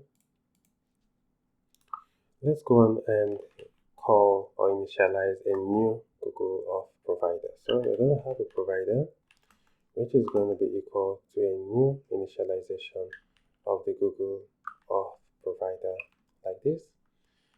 And now we have our provider. We can have a try catch block. In our try catch block, we would go on and call the sign in with pop-up. So let's go on and await this operation. So sign in with pop-up. This needs our auth, which we have referenced on top, and it needs a provider. In this case, we're going to pass the Google provider, and this is going to return a promise with also a user credential. Okay, so for that we can await our results. So and store it. We can await the operation and store it in a result variable. Okay, and now we have our results. We can destructure user already from our result, just as we've done for sign up and sign in. Now we have our user. We are going to do just what we did here. We need to also update our local state. So I'm going to copy this and coming over here, if we have a user, we are going to dispatch login, and the user email is going to be, the email is going to be user.email.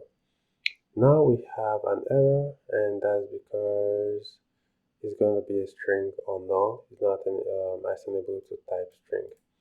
So to avoid this error, we would do as we did previously. We're going to have a check and check if we have user and if that user has an email like this.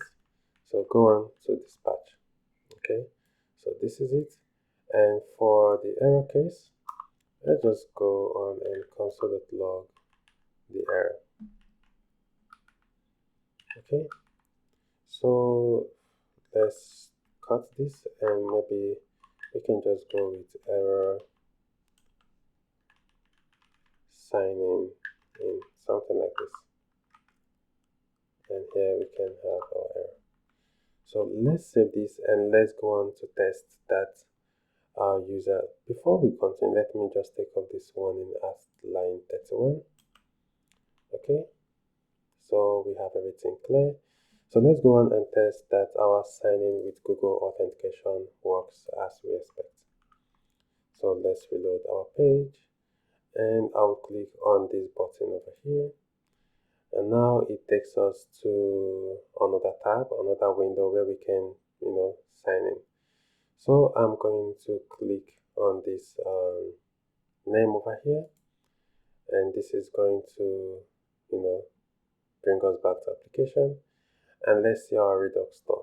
So now if I click on our Redux store, we have our auth and we have the user. So this is the user, email, the ID, and this user has a photo URL.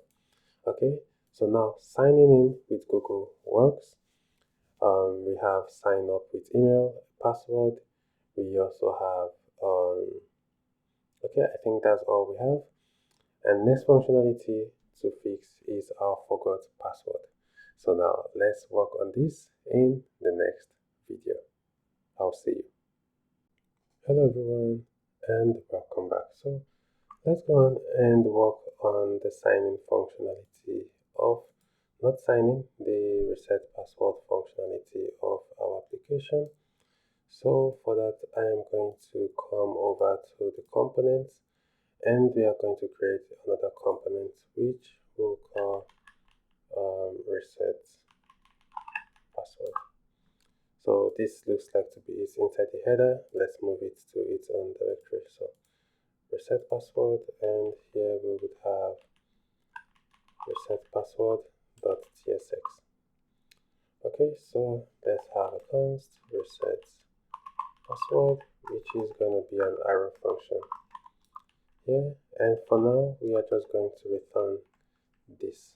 Okay, so we need to set the value, and also we need to have an is open prop. We'll fix that. Okay, so let's also go on and export default reset password like this. Okay, so now if I save, our application is definitely broken. So these props are going to be received from outside. I just pasted this so that I don't have to waste our time creating another form. Okay, and let's go on to say that this reset password is going to receive some props. We have an error because over here we can say this is going to be of type FC. FC stands for functional component. Okay, and here we can define the kind of props we or this component can have. So we can have an interface where we call reset password props.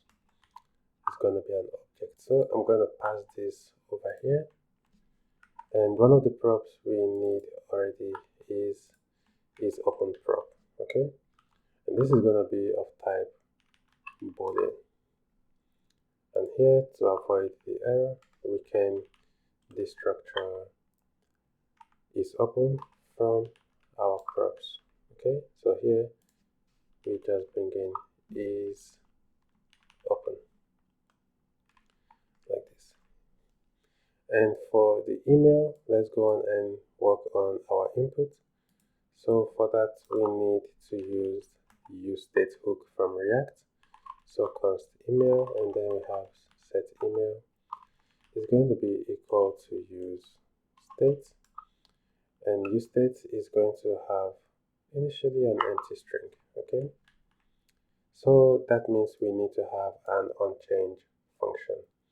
Okay, so what we can do is we can onChange, we can call an arrow function which is going to take in the event, and then we can set our email to the event.target.value. Okay, and that should be it. We have a button for resetting the password, and we have another button for closing. We can go on to also have an onClick, which is going to be equal to onClose. This onClose should be received via props, and we don't have it defined yet. So I'll just duplicate this and say we expect an onClose prop. It won't be a boolean, it's going to be a function that is going to return void. Okay, and over here we can destructure onClose. Okay, and we save. Our application should be working fine. Now we have this. What we're going to do next is to come to our auth, and I'm going to cut this so that we can use fragment, and with the fragment I'm going to paste back our component, and up here I'm going to render the reset password component. It needs the props, so the first prop it needs is open, which for now we have not defined, and it also needs an onClose prop.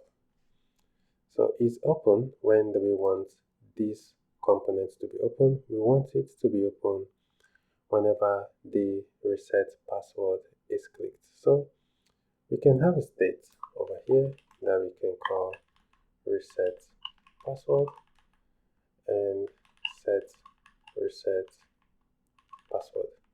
This is going to be equal to use state, and by default is going to be false. Okay, so now we can pass this over to this. So it's open. If reset password is true, then go on and render this component.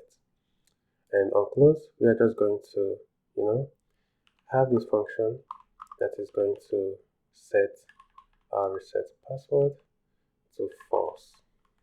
Okay, so now if we save this, what are we expecting? We are expecting a situation whereby if the user clicks on forgot password, we are going to call on click, and we are going to set reset password to true. So we're going to set reset password to true. Okay, so once the user clicks on forgot password, we would give them the chance to reset their password by setting this reset password to true. And once it is being set to true, we are going to have this more like transform animation, which is going to set is open to 0% rather than minus 100%. Okay, and that is what we have. Obviously, for now, we don't have any reset functionality. We have just laid out the component. So let's have a test of our React application. I'm going to close the terminal and reload the page. So let's click on this forgot password button, and here we see our reset password. We also have a close button, and if we click on it, it leaves the DOM. So this is our reset password form. Obviously, submitting for now does nothing, and typing in the email input does nothing. So let's work on this form in the next video.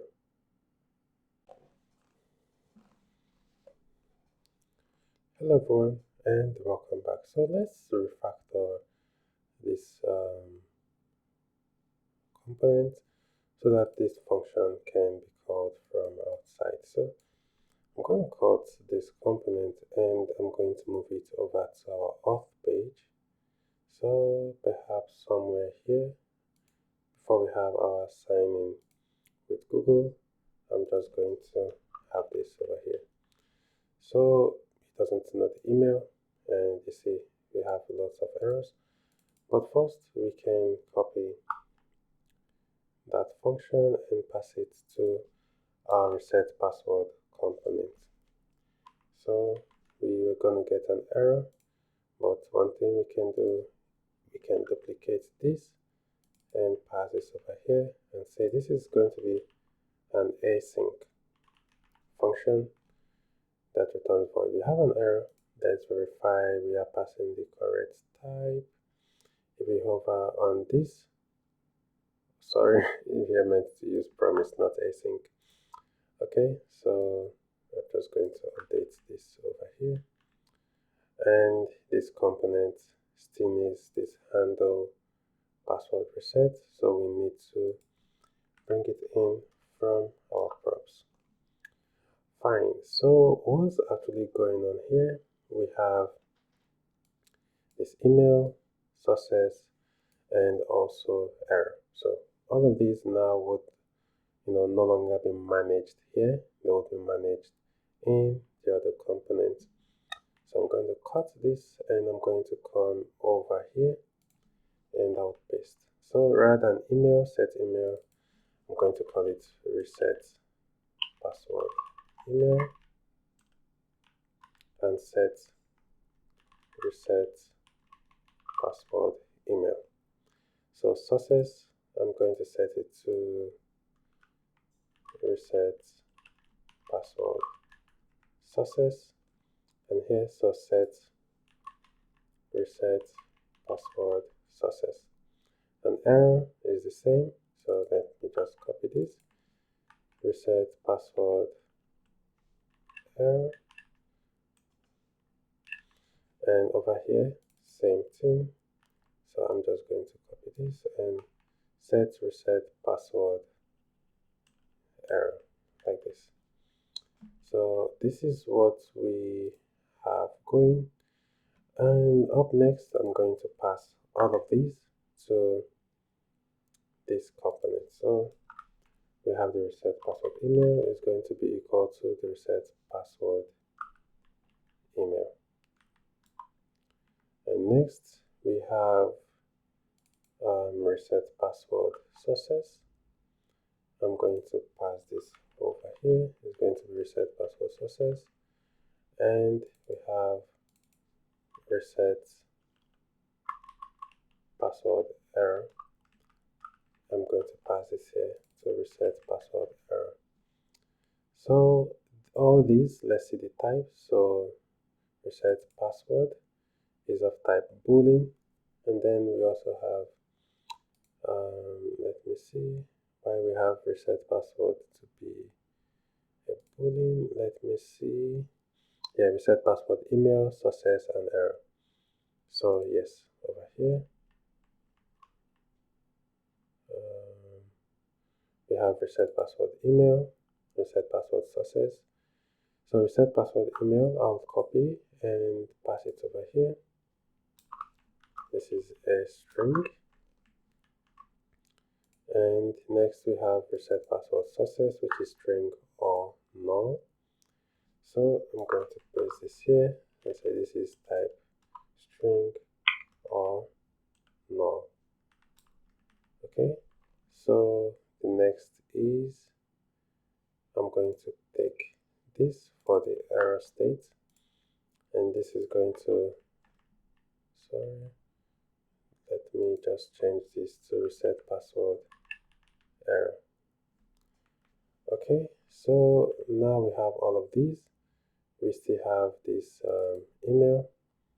We can bring it in to reset password email, reset password success, and reset password error. So this email is going to be reset password email. This success is going to be reset password success, and for the error is going to be reset password error. Okay, we still have an error for the set email, but that will be fixed. So let's come back here, and here we're checking email.length. It should be reset password email, and here we are calling this method. Let's go on and update the import. This needs to be reset password email, and now we have this setters. So rather than set success, we are going to be setting reset password success, and rather than set error, we are also going to be, let me update this at first, and for the error I'm just going to take this and update this over here. So now we have we're not using this set reset password email. I'm going to take it and also pass it over here to our reset password. We have an error and we would fix it. If we come over to the reset password component, I'm going to paste this. So it needs the type. So this is going to be, let's come here and let's see the type. If we hover on this, you can see this is going to be of type dispatch. So we're going to copy this type from here, and I'm going to paste it here. So this is going to be, we can take off the React dot and import dispatch from React. Okay, and then we can also take off this React dot and say this is going to be set state action. Let's import it from React, and this is going to be a string. So let's import this over here, and on change we are going to update this. Okay, so we can save this component. We will have some errors, obviously. If we come over to the Auth TSX, I'm going to pass over here like this. And if we save, our code should be fine. So all we need to do is to remove the unused variables that we are using over here. So I'm just going to take this off, and you can see that our component is now very much reusable. There are no methods inside this component, and it can be easily reused out our application, and we can use it in the profile page. So there was a lot of moving around of the code. You can take your time to understand what just happened. In essence, we moved out most of the functions or methods that we had in this reset password component. We moved them to the auth because we want to make this component to be reusable. So we don't want to hard code the methods inside this component, okay? And then we take in the different methods as configurations that have been passed to this reset password. So let's go back to application to ensure that everything works as normal. I'm going to reload the page and click on forgot password. So we get this email link, and I'm going to pass the test email that I just created for this project. So this is the test email. So I'm going to click on reset password, and we see success. Okay, that has been sent. So let's check our mailbox. Okay, it's taking some time. Let's be sure. Okay, so let's reload our email, and we see our reset password, okay, which was just sent. So if we click on this, you see this was just sent right now. So if we click on this link, it takes us to a dashboard where we can just update our password, and we click on save, and password has been changed. So everything works as intended. Let's continue in the next lecture, and let's make sure that if we are able to sign up or sign in, we should not be able to visit our authentication page. So this is more like an access-based authentication. I'll see you in the next video. Hello everyone, and welcome back. So let's go on and have some access-based authentication in our project. And for that, what I'm going to do is let's have access to the state property. So remember that we created our own custom use app selector hook. So from that, let's import our use app selector hook from our hooks folder. This is it, our hook, use app selector hook. And this is, is a selector that we can get a state, which is of type auth, and our auth state has a user object. So we are going to have a state that needs to return our state, and from the state we can have our authentication state. And our auth, we have a user object.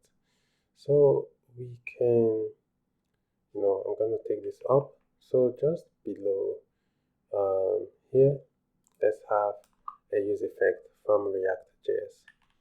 So we're going to have our use effect. In our use effect, we can have a callback function. And this callback function is going to need an array of dependencies, okay? And what we can do here is if user. So if the user is true, we want to go on and do something. So remember that this user is of type user or null. So let's make sure we're working with a real boolean value. So I'm going to wrap this user in a real in boolean, okay? So if we have user, what do we want to do? We want to go on and navigate. So we can import use navigate from React router DOM. So let's import use navigate from React router DOM, and this works like a hook, okay? Because over here where we have undefined hooks, we can come and say const navigate is going to be equal to use navigate, like this. Okay, and here we can navigate the user programmatically by calling navigate, and it needs a path which is 2, and we are going to navigate the user to our home page slash. We need an array of dependencies, so we need user and we also need navigate. So with this, whenever we have a user state, the user should be navigated to our home page. So I'm going to save this, and if we come back to our application, and let's try to quickly sign in via Google. So if we click on Google Authentication and we click OK, automatically we get signed in and we are redirected to our home page. Okay, if we check our Redux store, you'll see it is populated with a user. If we try to visit the sign-in page, we get redirected to our home page. So for the header, if we are authenticated, let's go on and make sure that this sign-in button isn't visible to the user. I'm going to come back to the application. Let's go over to our header component. And inside our header, here where we have this link to sign in, we can also go on and have a const so that we can destructure from our use app selector, which is going to be coming from our hooks, and then store file. And in here, we're going to have a function that we can return state.auth. And in here, we are going to have our user. So we can check if user. So for the sign-in text, we can check if user. We can put it as a boolean, and we can check user. If user is false, then we want to see this link. I think I must have let me copy the link. So I'm just going to copy the link and go back to where we're at. So if user is false, go on and show this link. So we need to use the negation sign over here. So if only we don't have a user, then we should give the user a chance to sign up. So let's go back to our application, and we no longer see the sign in link. Okay, if we refresh, we see we are not persisting the user state. So we can come back and we need to sign in again. So that will be fixed. So we sign in and we cannot visit the authentication page unless we reload the page and we lose the user session because we are not persisting. That will be fixed. Okay, and that is it for our access-based authentication. Next, let's work on this, because if we check our state, we have a photo URL, so we can update that on the header. And going over to the profile page, we also need to fix the profile page. So let's work on fixing the header and also fixing the profile page in the next video. I'll see you. Hello everyone, welcome back. So let's go on and update our header with the logged in user photo URL. So over here where we have this image, what we can do, we can have a check. I think we're getting the user. Yes, we are. So we can come over here and check that if we have a user and that user has a photo URL, then at that point we want to go on and display a component. So in that case, we will be displaying this. Otherwise, we will just have a div, and this div is going to be we can use the user dot over here we can just use the user dot user email. Okay, and we can take the first character and transform it to uppercase like this. And this div we can give this class name. Okay, so I'm going to cut this image from here, and that would replace what we have over here. So if we have a user with a photo URL, do go on and show this, but rather than show this source, we are going to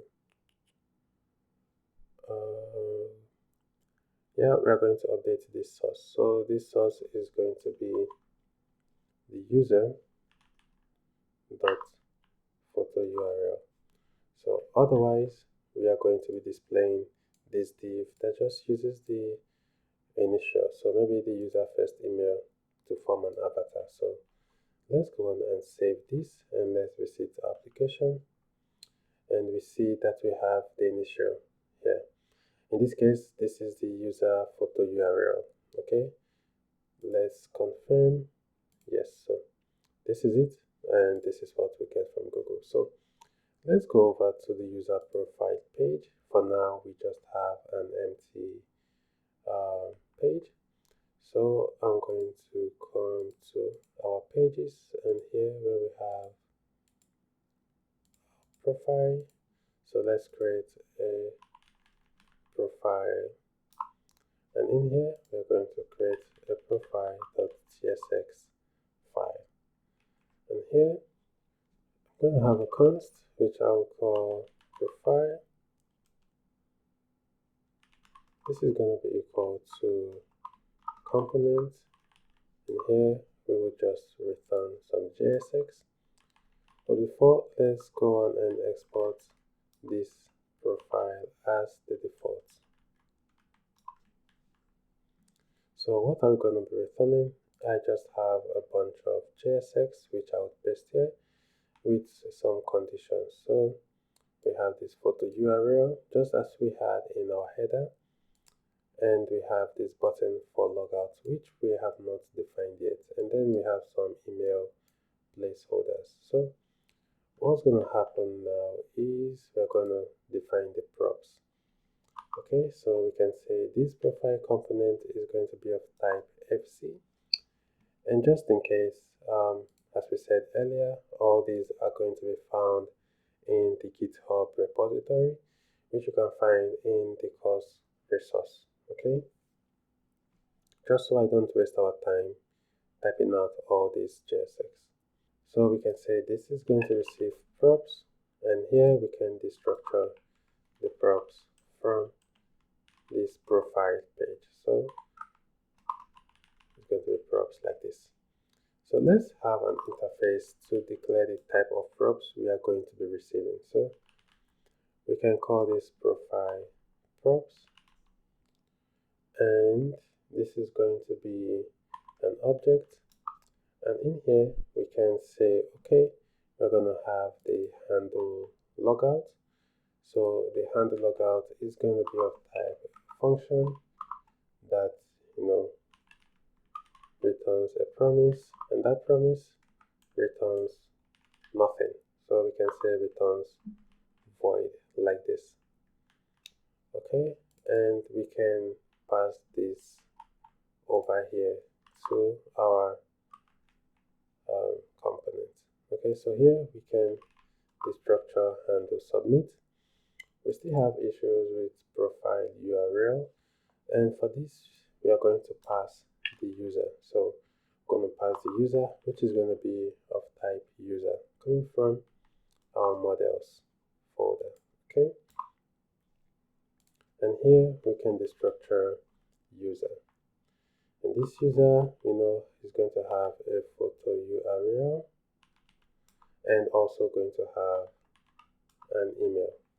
Okay, so now we don't have any errors. So for this email we are going to populate with for now, just as we did, we're going to go with the email, take the first character and call to uppercase like this. And here in the span tag, we are just going to render the email. So we have this change password, which is for now a link, and then we have this logout button, which does nothing. I think we should update this rather than profile props. We can change this to profile card. Okay, so let's change this component to a profile card component. So I'm going to change this to profile card. And I'm going to change the JSX to profile card. And I'm also going to rename this to profile card. So I'm going to rename to profile card. Okay. And coming over to our app. So in our app TSX, whenever the user goes to /profile, we are going to render our profile page, which we don't have yet. So this is going to be moved to our components. So we're going to move this from our pages into our components. Okay. So our profile page is going to make use of the profile card. So in our pages, we have an error somewhere that should be coming from our components. So let's see. We don't have an error. Okay, so we also don't have an error. So let's go on and create our profile page. And here we're going to put our profile.tsx. So we're going to have a const profile, which is going to be equal to an array function. And for now, we will just return h1 that says profile. We'll be working on this profile page in the coming videos. And let's go on and export default profile here. And in our app TSX, we can now render our profile page here. So let's go on and save, and let's see our user interface. Yes, so now we see profile on the screen. The first thing we can do though is to come over to our profile page, and we can render our header coming from the component. So let's save and let's see what we have. Yes, so we have our header in our profile. So let's continue working on this profile page in the next video. Hello everyone, welcome back. So let's continue working on our profile page. So I'm going to, rather than return just the header, I'm going to have a real function body. And here we're going to have a fragment where we can return the header component. Okay, so more work on our profile page. We can go on and use or have access to our user from our Redux store. So we can have our const, which is going to be use app selector, and from the use app selector we're going to have our state, and we are going to be returning our state .auth so that we can destructure our user. So before we render the profile card component, we are going to check if we have user. If that is true, then go on to render our profile card. Okay, so the profile card needs to be imported from components, profile card. It needs some props. So let's see the props that it needs. It needs handle logout, and it also needs the user. So we can send user is equal to user, and also we can send the handle logout. So we're going to have a handle logout. We would define this in the coming videos. And handle logout, remember, is going to be an asynchronous function. So, but it returns nothing. So let's have a const handle logout is going to be equal to an async function, just like this. So we can save this, and if we go back to application and we go to the profile, we see the profile card, and we have the user image being shown here. We have the user email. So the next thing we need to work on is the change password to make it to work, and also the logout functionality. So let's work on two things in the coming video. Let's work on making the logout button to work, and also let's work on having an access-based authentication in the profile page. So I'll see you. So let's work on the role-based authentication. So just as we did in the authentication page, we are going to import use effect from React, and having import use effect from React, let's have a callback function, and here we're going to have an empty dependency array for now, and here we can check if, and then we have the boolean if user. So we'll check if we don't have a user, then we should go on to navigate the user to the authentication page, so the user can either sign up or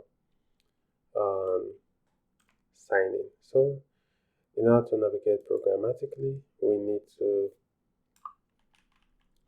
need to have our navigate, okay, which is going to be use navigate coming from React router DOM, okay, and we call it like this.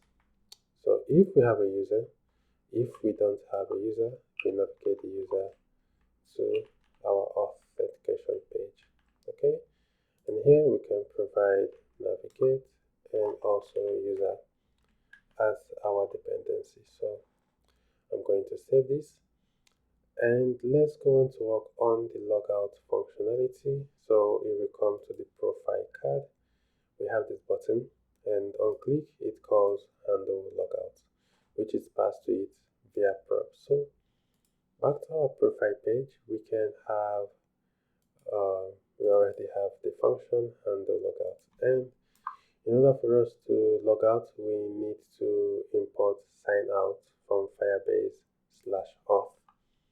So I'll be importing sign out from Firebase /auth. So we're going to await sign out, and after awaiting sign out, it needs sign out needs one argument, which is the auth. So let's import our auth from our Firebase file, and after signing out, we need to dispatch logout. Remember, if we come to our features folder, we have a logout function, which is going to reset our state. So coming back here, we can also go on to have a const that we call dispatch, which is going to be equal to our use app dispatch, like this. So we're going to call dispatch, and we're going to dispatch logout. Logout needs to be imported, so yes, from our slice. So we dispatch logout like this, but with no payload, so you can say no argument, okay? So we are going to save, and if we go on to click on the logout button, we expect to be redirected back to the authentication page. So coming here, let's click on logout, and we are redirected to the authentication page, okay? And if we try to manually go to /profile, we are redirected back to the authentication page, so we can obviously visit our home page, okay? And we can see that we have an issue because we see home, sign in, and for now we just have this. So we should have a condition for our header, and that is over here, I guess. So this link to /profile, we don't need to show it at all if no user. So if user, go on and show, but we need to change this to if there is no user. Okay. Let's see. Let me go back to application. So we don't want to show this if there is no user. Okay. And here we are, trying to access some properties from our user, like the profile URL. So one thing we can do is to come here, and I'm just going to reset this. So one thing we can do, I'll cut it again and say if we have user, if that is true, go on and show this. Otherwise, just show an empty fragment. Okay. So if we should save this and we come back to our browser, we shouldn't see it over here again unless we go on to sign in. So if we go on to authenticate via Google, we see this link over here. We come back to the home page. The user can go to the profile page and also log out. So let's go on and work on updating password. We have done this in our authentication page. So let's go on and make sure that the user can come to the profile page and also reset password. I'll see you.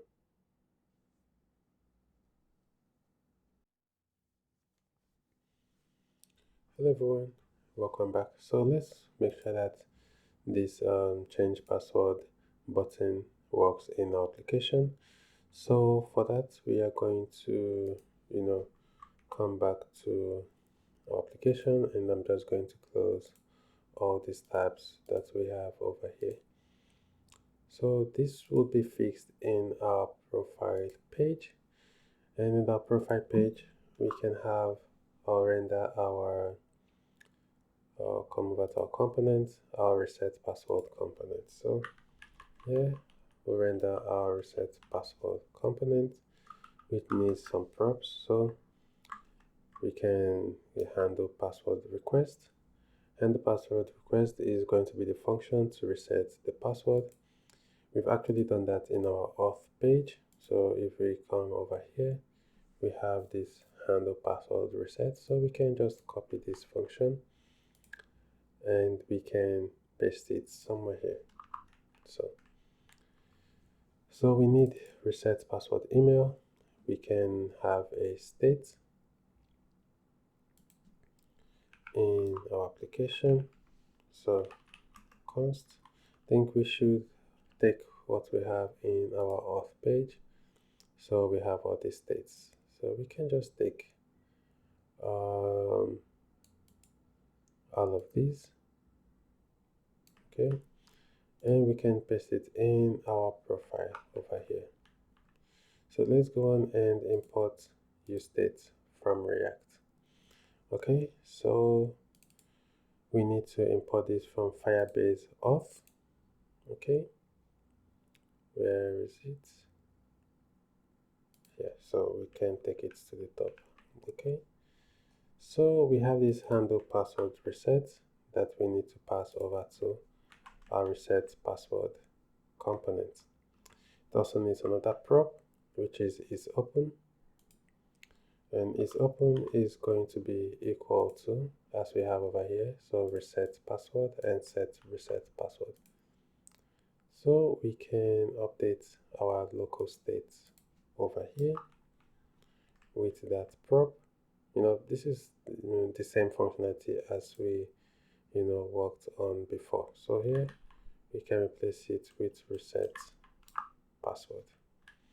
Okay, I'm just going to close this tab, and another prop that this needs is an onClose prop, and in the auth page we should have onClose somewhere.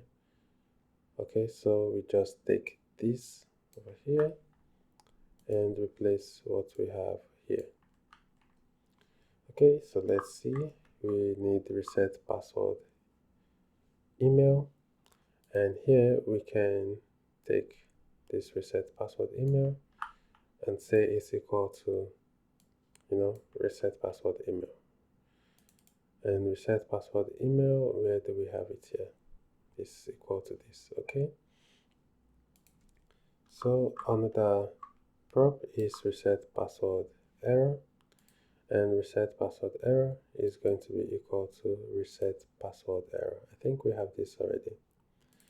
Yes, over here, reset password error.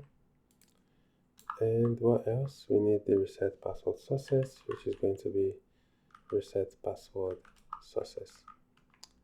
And then we also need reset password email, which is going to be equal to reset password email. I think we have an error. Let's see what we used over here. Reset password email. Sorry, set reset password email is equal to set reset password email. So this is it, and with just having these configurations, we should expect this handle reset password to work as it did in our authentication page. So let's click on change password. Sorry, it's not going to work as intended because we need to change this button over here in our profile card. Okay, so coming to our profile card, if we visit this component, we can see that this is a link. Okay, so we need to change it to a button, and this button should be of type button, and we don't have any on click in this profile card. So on click of this button, which function do we want to call? So we want to go on and open this reset password. So we are going to call this set reset password, and we're going to pass this over to our profile card. So set reset password is going to be equal to, so I'm going to have this function, so set reset password, and we're going to set it to true. Okay, we save this. We have an error because in the profile card is not expecting the set reset password. We can come over to our profile and we can see the set reset password here. So the type is going to be of this type, so we can copy this and we can use this type over here. So we're going to take off the React, and here we are going to import this from React. Over here, sorry. And here we can also take off React so that we import setStateAction from React. Okay, so this should fix our error, and if we come back to our UI, we try to, or we have to authenticate ourselves, and we just authenticate via Google. We come to our profile page, we click on change password. We don't see anything. That is because, let's go back to our profile card. Yes, we don't have that connection here, so on click we are going to call what? So we're going to call this function, so we need to bring it out from props and we need to fix it over here. So let's save. We have an error because on click needs a function. Okay, so let's see how we can fix the error. For one way we can fix is by changing this to a function that causes set reset password. And when this function is called, what does it do? Let's verify. It does this, so set reset password to true. So let's go back to our UI and let's click on change password. It still doesn't show, and we should be missing something. So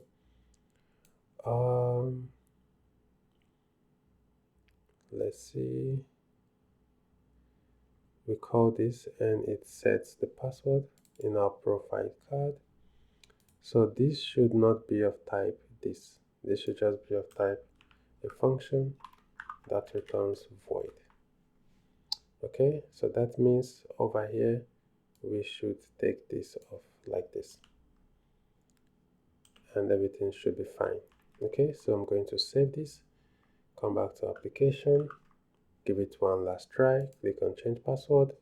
We have this model, and we give the email password one test 122 at gmail.com. We click on reset password.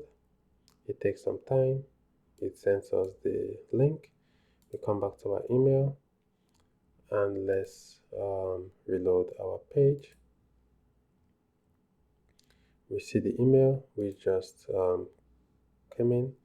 We click on it, and then we can go on to reset our email. Okay, so this is it. This is the functionality. In the next course module, we are going to be optimizing our application to make sure it is secured enough and to make sure that we are implementing some best practices. I'll see you in the next video.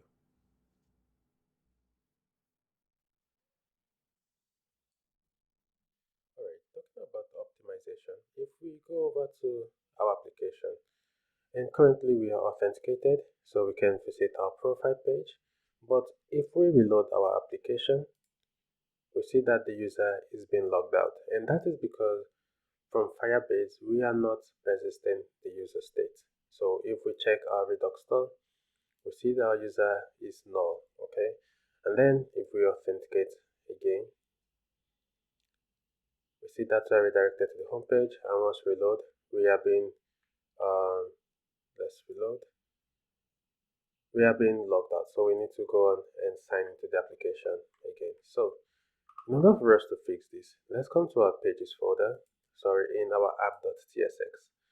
And in here, we need to watch out for the user state from Firebase. So we're going to do this in our use effect because the app component, as we see here, renders all routes. So before we render all routes, we can call our use effect.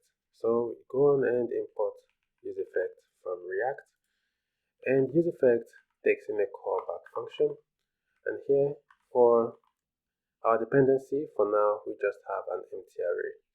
So in our use effect, first we need to go on and call on auth change. So we're going to have this constant here, and we'll call this subscribe because at the end of the day we need to unsubscribe from this method. Okay, and then we need to call our auth imported from Firebase, and then Firebase gives us access to this onAuth changed method. So we can call this method, and it's an observer, so it adds an observer for changes to the user sign-in state. So we need to go on and always have this observer for changes. And since it's an observer, we need to unsubscribe. That's why if you hover on subscribe, you see that subscribe is going to be a next observer. That is the function it takes in, but you see that it returns this unsubscribe method over here. So it takes in a callable function, and this callable function is going to give us access to the user. And here we can write our logic to what we want to happen if we have a user. So I'm just going to make this an async function. I don't know why. Maybe we're going to await, but for now let's just make it an async function. And since we have access to the user, this is going to be the user object if we currently have a logged in user. We're going to say if, and then we have a boolean operator. So if we have a user, then we need to go on and dispatch. But first, let's go on and have our dispatch, which is going to be equal to use app dispatch coming from our hooks. Okay, so let's go on and dispatch. So what are we going to dispatch? We are going to dispatch login.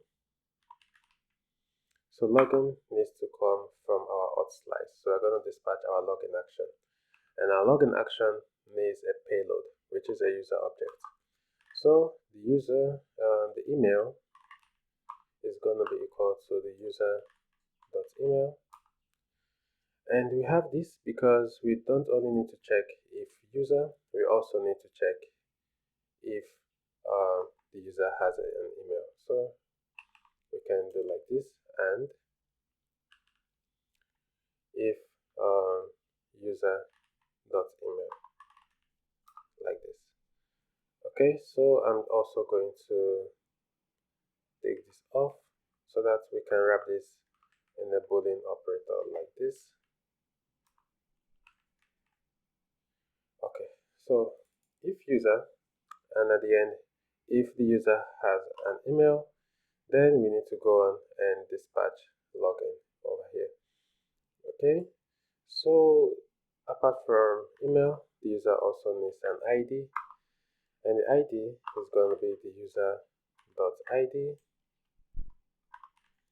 and we also need UID, and then we also need a photo URL. So photo URL, so this is going to be user, not photo, not phone number, photo URL, or we use null like this. Okay, so this is it. We're having these errors because string or null is not assignable to type string. Okay, because it could be null and it just needs us to add this check over here. Okay, so what we're gonna do is I'm just going to take this off and say if user, and take this off again, and user.email. So that fixes it, and we no longer need this here. So if user and user.email, we don't also need this here. Do go on and dispatch this, and then we need to also unsubscribe. So here outside this subscription, that means inside our use effect, we are going to do some cleanup, and this cleanup we're going to have this callback function where we call not subscribe, we need to call it unsubscribe,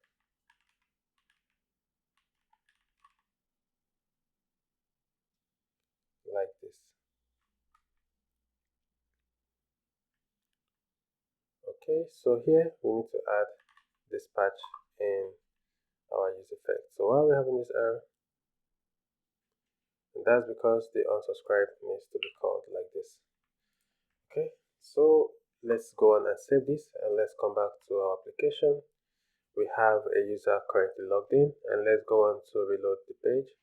We see that the user states persists. For a little while we just see that sign in button, and then we see that the user can go on and access the profile page and come back to the home page. So this is one cleanup we've done. Up next, let's come back to our application, and let's do some refactoring with the way that we handle authentication states in our application. Alright, so let's go on and optimize our application more. And if we come over to our pages and our pages in our profile page, you see that over here we have this logic that we are checking for in our use effect. Now this profile page, and we have this logic because we only want this route to be accessible to authenticated users. So over here we're checking if we don't have a user, then we should go on and navigate to the authentication page.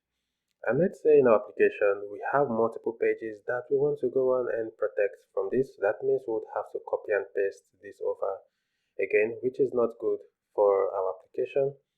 So in order for us to optimize this, we are going to come over to the components folder, and we're going to make use of a HOC, which is called a higher order component. So it's a component that at the end of the day is going to return other components. And here I'm going to have a component that I call auth routes tsx.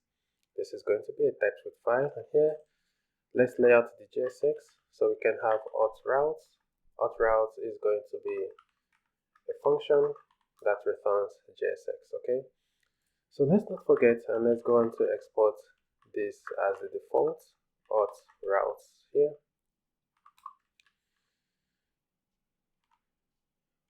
Okay, and we need to return. Okay, so we need to first of all have access to our user, and then let's destructure our user, coming from our use app selector hook.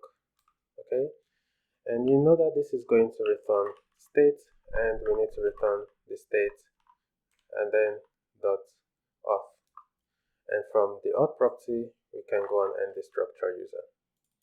So now we have access to our user. Let's go on and return. So we need to check if user. So if we have a user, then React Router gives us access to what is called an outlet. We're going to see how this outlet works in a bit.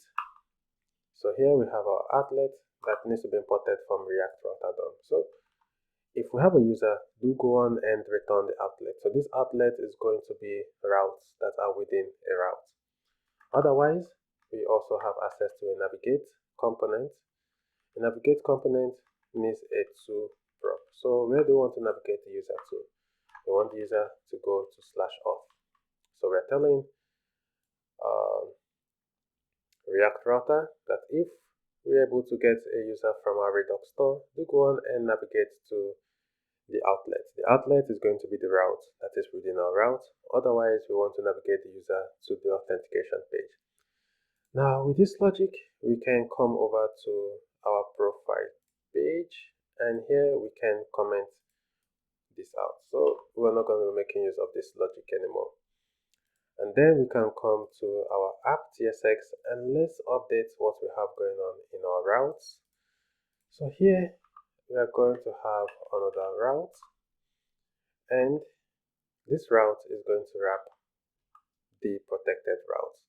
For now, we just have the profile page. This route needs to take in an element, as we have seen here, and the element is going to be our auth routes component. So to go on and import auth routes coming from the HOC component, and here you see we are not passing any path. Okay, so it's going to come here and it's going to enter into this JSX that we have here, and once it does, it's going to run this logic, and in run this logic, it needs to have the outlet to return. And for us to go on and return the outlet, we need a route. Okay, so we have a route that is within a route, and this other route we have here is going to work as the outlet. So it needs a path. I think we can just copy what we had here because that is for our protected route. So I'm going to paste this here. I'm going to save, and let's go on to preview what we had before. So coming back to our application, I'm just going to reload. Everything works fine. We can come over and visit the profile page, but as we are authenticated, if we visit /auth, we see that we are returned back to the home page. But if we go out and log out and we try to visit the profile page, we see that we are returned back to the authentication page until we go on and authenticate ourselves. And this shows us how we can utilize HOC in our React applications, and you see that whichever route that we want to protect, we just need to come and wrap it inside here, and this will be the outlet that is going to be returned if our condition here is met.